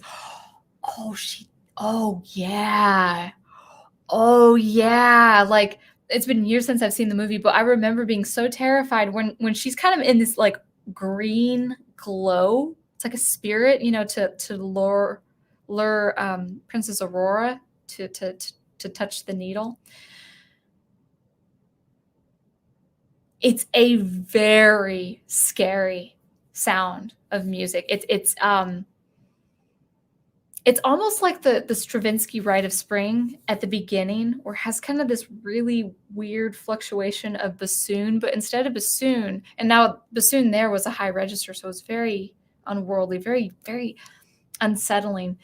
I think it's either clarinet or oboe for Maleficent, but it's not oboe in a beautiful piping way, like in a woodsy kind of piping way. It's very, it's pushing through these notes, and it's just like it's like now I have synesthesia, so I see shapes for sound. It's just like this ball of yarn, this wicked texture for the oboe. It's very frightening.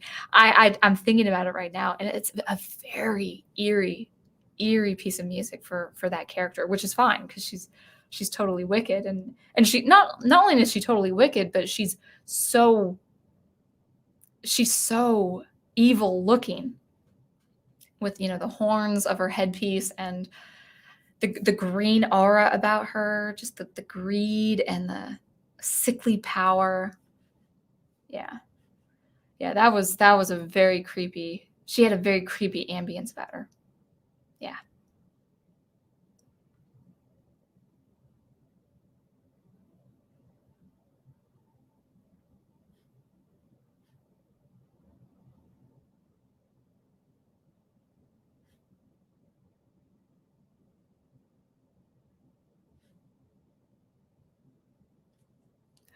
I didn't see the Ghostbusters Afterlife Wolf 10, so I don't know. But yeah, if there's like kind of I like that you're using the word forced, because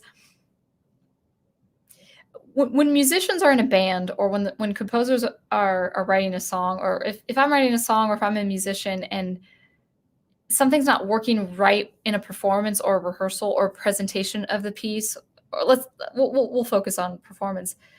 What we tend to use, the word we tend to use is contrived. Like it sounds contrived. When I'm writing something in my projects, electronic music, and something feels unnecessary or pushed too forward, or it just doesn't resonate, or it's kind of too cheesy in the blend of instruments, I just take it out, because I don't want to force something in the piece if it feels unnecessary, or if it feels like it's taking away. Anything that subtracts in a negative way. I'm not talking about form or anything or texture, but anything that subtracts the quality and the ambience or the tone you're going for, I just leave out altogether.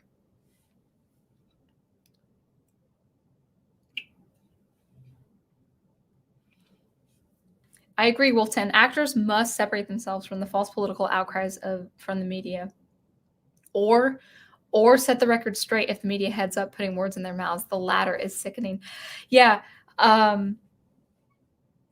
Well, this isn't just for actors. I think this would just be for anyone in particular. If you're a public figure, or if you're a personality, every word you say, if you're very prevalent or relevant, every word you say, every sentence you say is going to be taken out of context in a malicious way.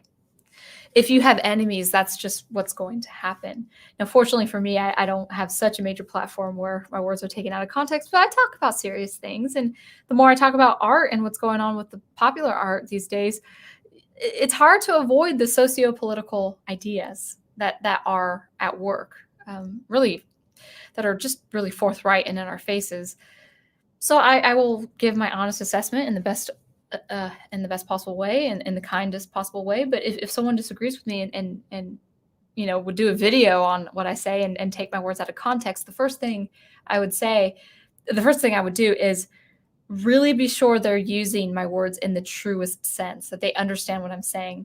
If they don't, I will bring it up to them, whether it's like a description, whether it's a comment on their channel, or I've refuted people on the chat before, taking my words out of context.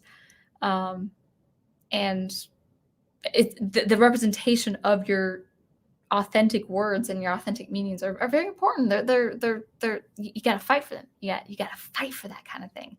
So with someone like an actress who's already had just terrible heat regarding a terrible movie, The Last Jedi, oh, so sad. She's involved in a film that has the word last in it. That's so sad.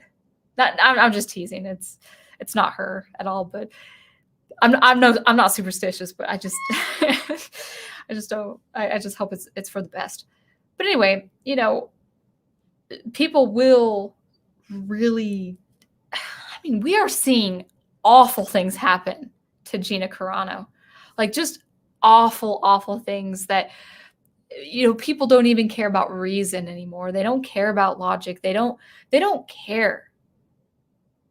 They don't care if they know they're lying or if they know what they say about a certain person isn't true. They don't care. They will just still say it. So we're already seeing it with Gina Carano not saying anything, So how much more would it be for if someone like Tran got involved politically? So I hope she just stays out of it. And any bullies, can be dealt with. There are bullies. There's no question. There's no question that there are bullies out there, and I wish they would hush up. But there are also people who are just making an objective critique on the quality of a film, and they will be labeled different things because, oh, you don't appreciate that culture. That's going to be what it's trite, it's trivial, it's going to be a lot of arguments that are a lot of straw man arguments, but that's just the way the world is. The world is run by third graders, mudslinging third graders. It's really unfortunate. I wish people learned the art of decorum again, and the art of argument, and the art of persuasion. I just wish that should be taught in our schools.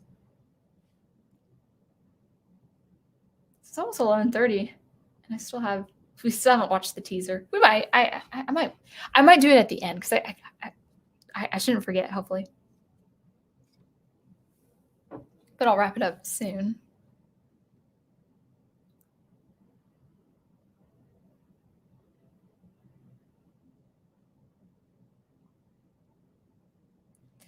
Daniel Craig says, I've been bald since I was 23. The only hair bun I could pull is wearing a cinnamon roll on my head. Hey, man, I accept that. Do it. Dude, that would be like you should, I don't know what setting you would put yourself through this, but just stick a stick a toy, like a stuffed toy cinnamon roll on your head, or like a Cinnabon box. It's like, oh, this is my man bun.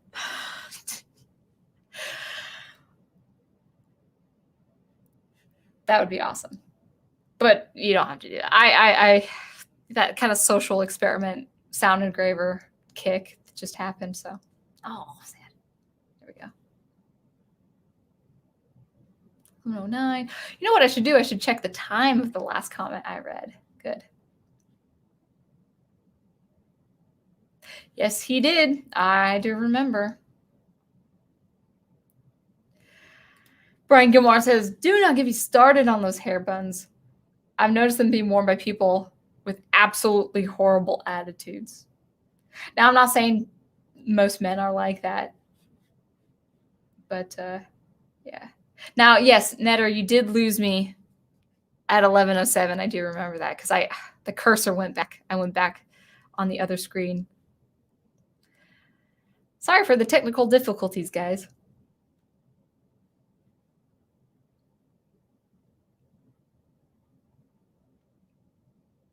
Sound Engraver says, or Dr. Y says, I like to keep my hair like Curly from the Three Stooges, short buzz cut. Yep.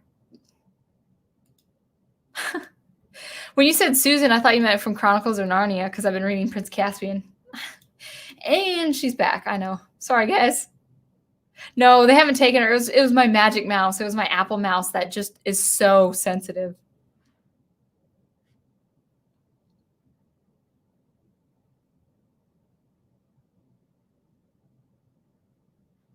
Yes. Okay. So this is kind of going on the colloquial, right? Speaking of that, what you call about it lingo, the colloquial modern talk. Did you hear the dragon mentioning group project? What creature knows of group projects?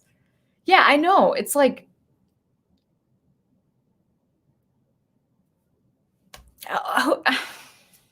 I'm flogging a dead horse by now. Oh, I'm sorry. Sorry, animal rights groups. I shouldn't have used such a phrase. But no, I mean,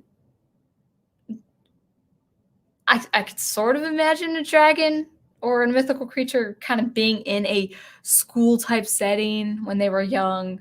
Okay, maybe.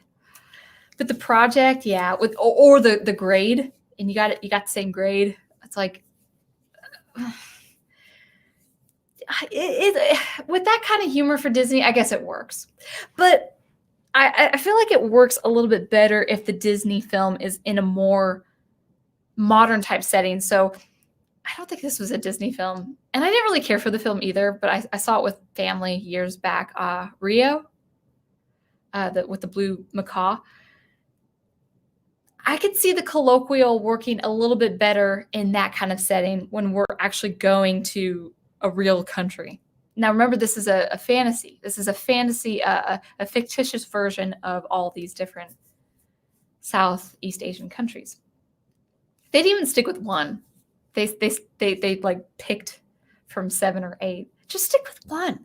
Find some mythology from Indonesia and stick with Indonesian culture. Please. Please.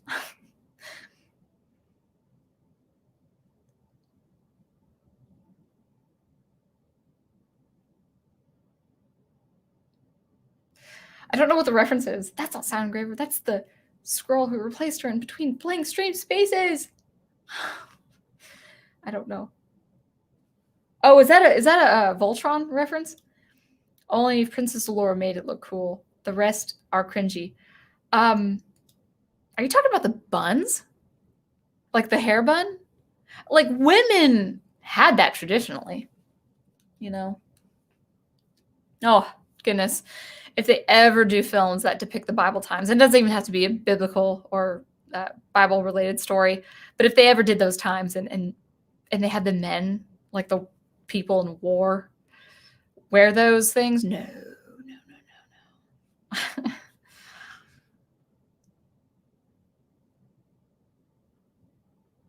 Samuel Proctor says, lack of creativity, lack of variety, potato, potato. Well, I mean, you could create the same thing over and over again. I know. You're right. Now that I think about it. See, for me, I'm creative. I finish a project and then I do something else that's different. I don't stick. I have a formula and I have a workflow, but I tend to have different sounding tracks in my music.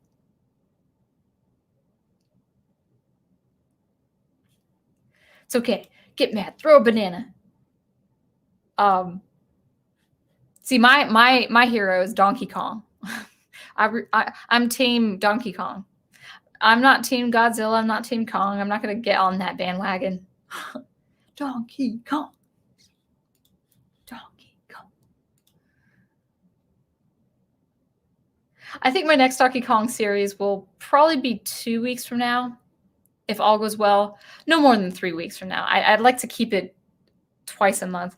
I wish I could do those videos every week, but those videos take time. I hope you guys enjoyed it. I know Brian Gilmartin enjoyed it. Of course, Prof enjoyed it. Trying to think of who else commented on that video.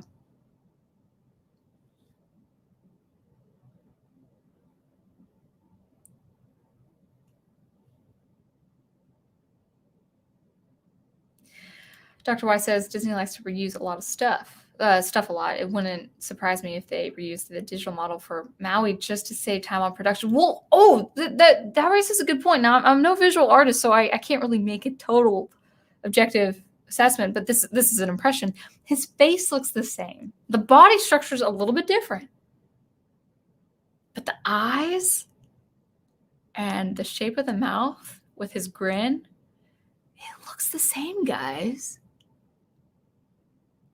Now, I know Disney is known for reusing images for different characters. I know that.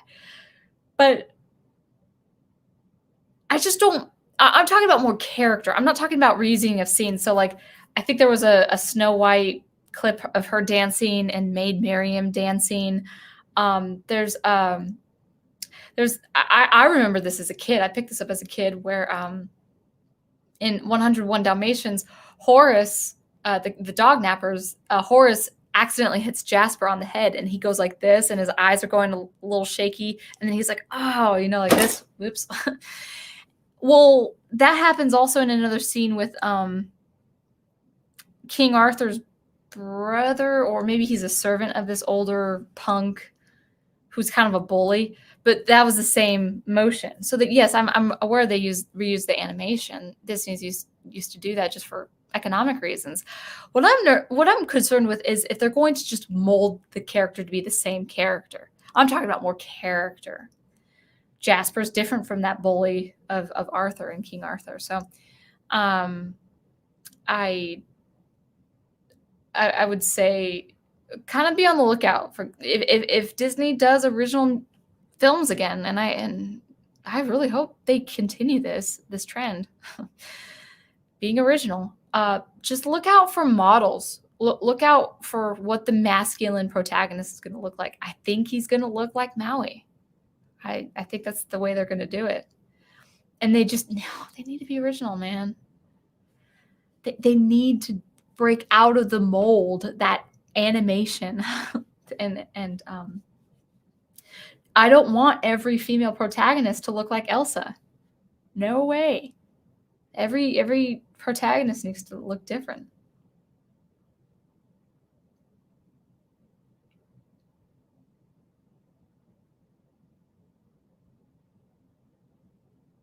Oh.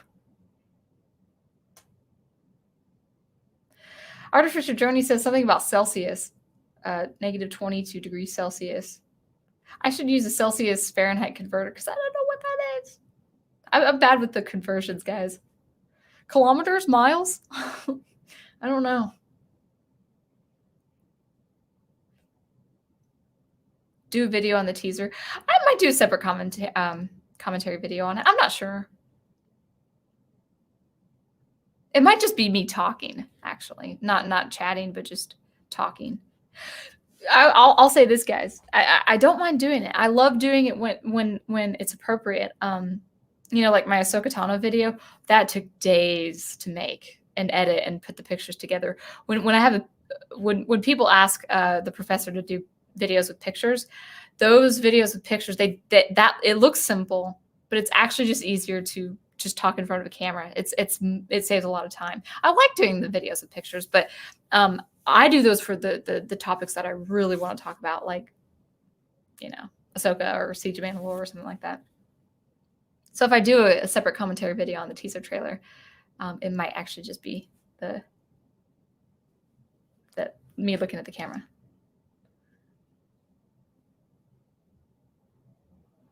Oh, that's right. Yeah, she had that. Oh, that's right. And wasn't it more to the back of her head and not so much kind of at the top of her head? Not top, but like the right before you go over the scalp or over the plateau of the head, of the human head. No, okay, so here's the thing. Yeah, Dr. Y, the way the men of those Asian cultures wore their hair, like, yeah, we had seen depictions of that with Mulan and all that. That's fine. That's okay if that's a representation of that. But I found it so comical. I found it funny that Raya's dad, who we see in kind of the flashback when she's a younger child, he's wearing his hair like that, but it's like, because it's already so Americanized. To me, it strikes me as a man bun. It shouldn't be. It should just be how he's wearing his hair. But they've already just McDonald'sed it that it's like, no, I think that's his head, the way he should wear his hair, but I see a man bun now. Man. Oh, Donkey Kong quote was his voice in Super Mario 64. Oh, Mario Kart. Never played that 64 game. Okay. Sounds good. Yeah, her face is a little bit longer and narrower. Her eyes, I think, are the shape of her eyes, Raya's eyes, and face. I was talking about Raya's face. A little bit wider eyes and narrower eyes. So I can see the facial structure just a little bit, but again, it's CGI. So anyway, before we wrap it up, we're already past the 2-hour mark. I'm going to go to the teaser trailer, and let's just talk about that before I wrap things up here. It's shorter. This was released based on YouTube. This was released, let's see, Raya, Last Dragon teaser trailer. This was released 3 months ago. I had only seen it once, and to me, it looks different, guys, and it makes the movie look better. But let's go ahead and watch it. I'm gonna see it. Okay, wait. Oh, all right. So I'm on the video. It's just 2 minutes. We'll look at it, discuss it, and then wrap things up here. Okay, so 3, 2, 1, play. Already better instrumentation. Now, it still has that popular rhythm, but that's that world. Do you guys hear it? Those of you watching it with me?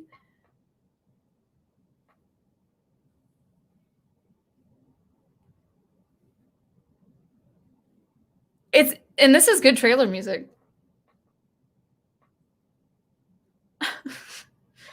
That's actually kind of cute.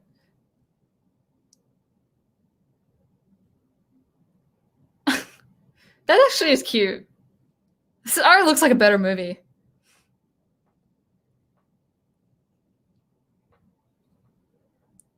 This is superior film trailer music.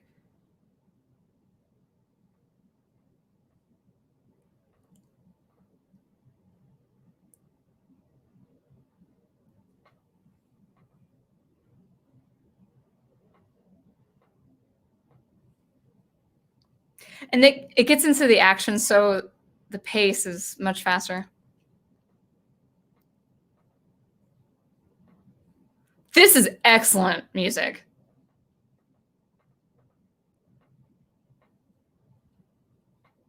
It looks like a better movie, guys.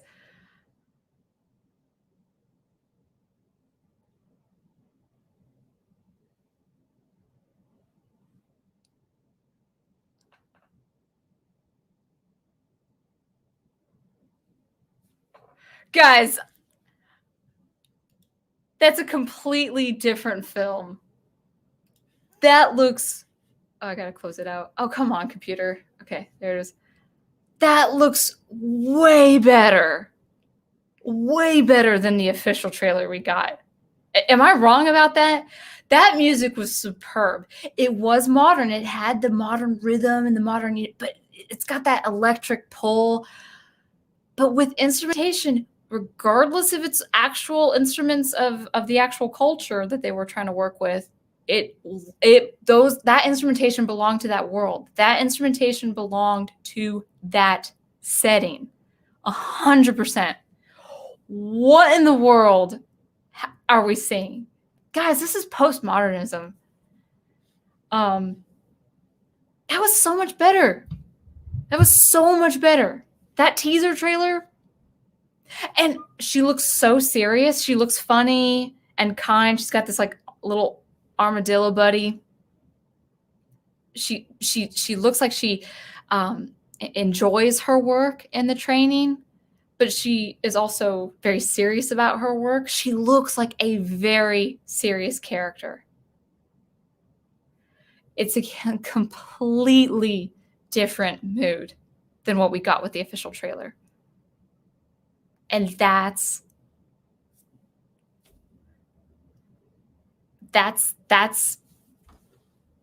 pretty mind-boggling. That's not the function. Trailers should really be consistent. To me, a teaser trailer is what it's described. It's a teaser. It's 2 minutes or less to get the presentation, to get the audience hooked. The official trailer is just longer. It's a longer, more fleshed out version of that. At least to me. I could be wrong about that in the way of the music, and not music industry, but the film industry. Wow. Yeah. Anyway. So let's finish the chat and then we'll wrap things up here.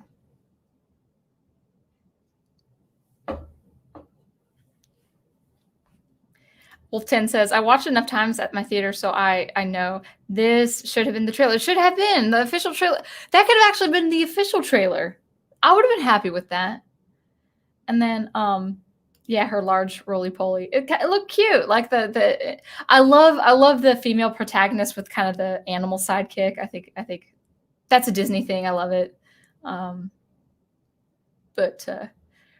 No, I mean, Brian, you're absolutely right. The teaser trailer's music is much more atmospheric than the official.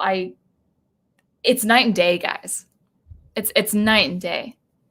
Now, the production is the same. The quality of production is the same. The quality of the music production is good for both of them. But yeah, the mood, the atmosphere. That's why I'm doing my soundtrack video game analysis. I score in the mood. Does the mood of the track enhance the level experience? That's very important. It's very important for video game music. It should be the same for trailer music. Remember, trailer music is not music that should stand on its own. It can, but it's to serve the function. It's to be the function. It is the function. It's to serve the presentation, Okay. Wolf10's like, look at how happy Sound Engraver is. I was enjoying it. Yeah. I don't actually, that must have been a different one I saw. Or maybe I just wasn't paying attention. Maybe I was just focused on other things, but yeah. That was so much better. Hashtag justice for teaser trailers. Yeah, Dr. Weiss says Raya doesn't look like the same character at all in this trailer. It's so alarming how those two different. And I think part of it is the dragon. I think the dragon, guys, I think the dragon is going to be, I think her name is Sisu or Sisu, Sisu, Sisu. I think she's going to really down. I think she's going to bring the movie down. It's sad because she's a mythical creature, but she's going to bring the movie down. Because notice the dragon was not a part of the teaser trailer.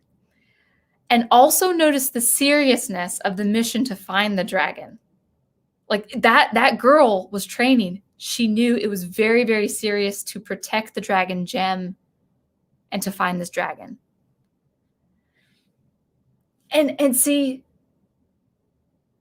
if they keep it in that tone, but I think it's going to be released pretty soon. Come on, editors. Come on. You have one job in the next 6 weeks. If they kept the tone of the teaser trailer, this probably would be a very good film. But they had to rely on cheesiness. McDonald's cheese, man. McDonald's cheese. That's sad. That to me is just a missed opportunity. But anyway, let's wrap it up. I'm actually needing to take a break, get away from the computer screen. But yeah, thanks for just hanging out and just listening to me rant on this impromptu. I hope you guys enjoyed it. I might do a separate commentary video on the differences between the two. And maybe I'll do some other comparisons, but definitely we're gonna talk more about this. This is really, really, really important. Big Al presents. I want a Big Mac now. Elijah Brown says, "Yeah, I feel like the Chi-Lin is supposed to be a funny creature companion, but she doesn't deliver. Yeah, she can be comical, but she totally took the seriousness out of what we just saw in that teaser trailer. Guys, I don't mind seriousness. Disney should not be afraid of seriousness. You can always have comedy in seriousness. The Lord of the Rings films are a serious set of films. They are serious films, but there's always levity, there's always joy, there's always comedy. Disney can do the same thing. Disney should not need to feel afraid of being serious. Just like Disney with Star Wars. See, they cannot take Star Wars seriously, and that's why Star Wars is suffering. And if they do not take their project seriously, if they think this is just popcorn entertainment, which it can be, it totally can be, but do something serious. Do something like we just saw with this teaser trailer. Anyway, I feel like I'm just ranting. I'm just ranting now.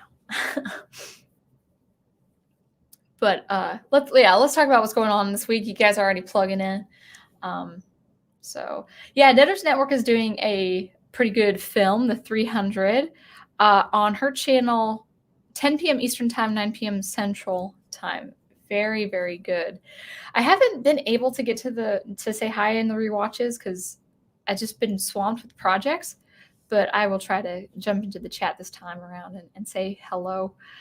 So yes, The 300 on Netters Network rewatched this Saturday. So go on to her channel for that.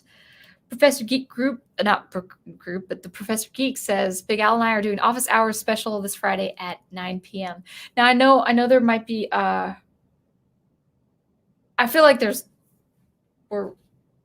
there might be conflicts going on with Fridays. Although I think Troy's doing something the following week. But in any case, I know a lot of people, let's talk about this because it's worth mentioning. A lot of people now are really diving into streaming. Like we know that Wolf 10 has been doing it.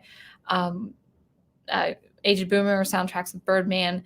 Troy's been also adding on to more commentary for, geek stuff outside study hall. We got Green Line Girl. We've got other people wanting to do more streamings, chatting about different things in the geek universe. And so just kind of expect the more people are diving into this streaming thing and community thing, just expect there's going to be overlap. So if let's say you guys started streaming, let's say, for instance, Jedi Master Utopia has a great voice. He has a great speaking voice. So if he decided to stream, for instance, and, Monday nights were his only nights, I'm not going to knock it if people are like, oh, I really want to listen to Jedi Master Utopia tonight. So I understand there's going to be a lot of overlap coming at the more people in our community, the more we do our streaming. So very good. So looking forward to it. I'm actually looking forward to it too. Wow.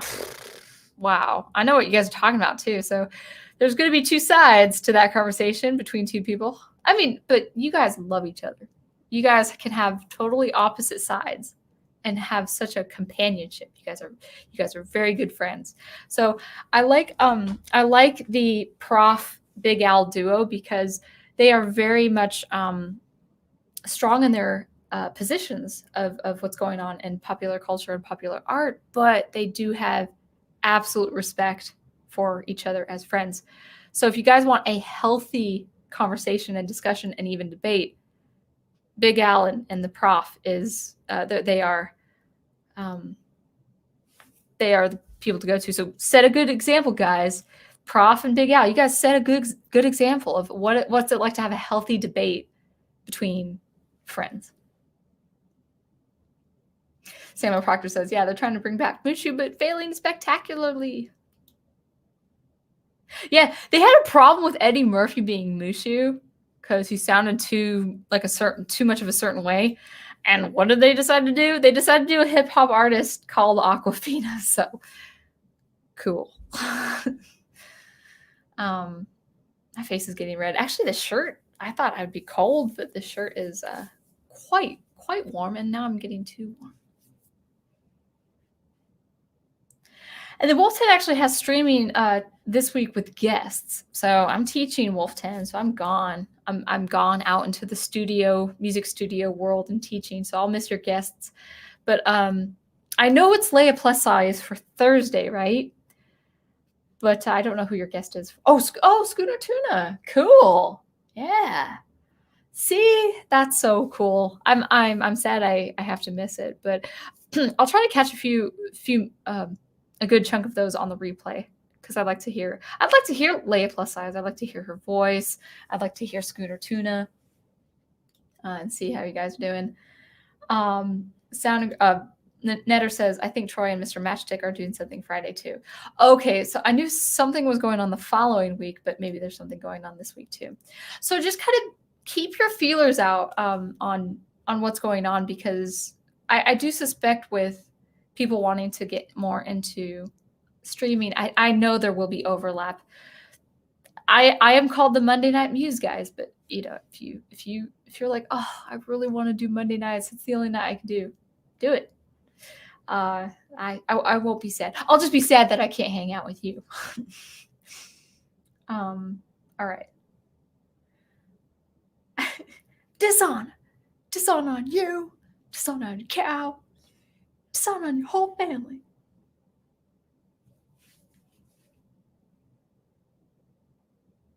Oh yeah, they're not my guests, they're my wingmen. Cool. Don't you dare PM me with that sunshine. Oh, message? Oh, I'm sure it's DM me with that sunshine meme. I'm the sunshine of your life, Professor Geek. I rock your world. So anyway, I think we're going to cut it there, but thank you guys always for watching and listening. You know the drill, you know all the weekly events on streaming. Of course, more sound experimentation Thursday. No extra stuff this week. I'm just going to be working on my music album and my other projects and having fun with that. But always be on the lookout for some sound experimentation. Always be on the lookout for some more sound experimentation every Thursdays. Of course, I think I'm just going to throw out another original track I'm working on. And until I see you next, keep producing the art you love. Keep fighting for that good art you love. And I will catch you later. Thanks again, guys.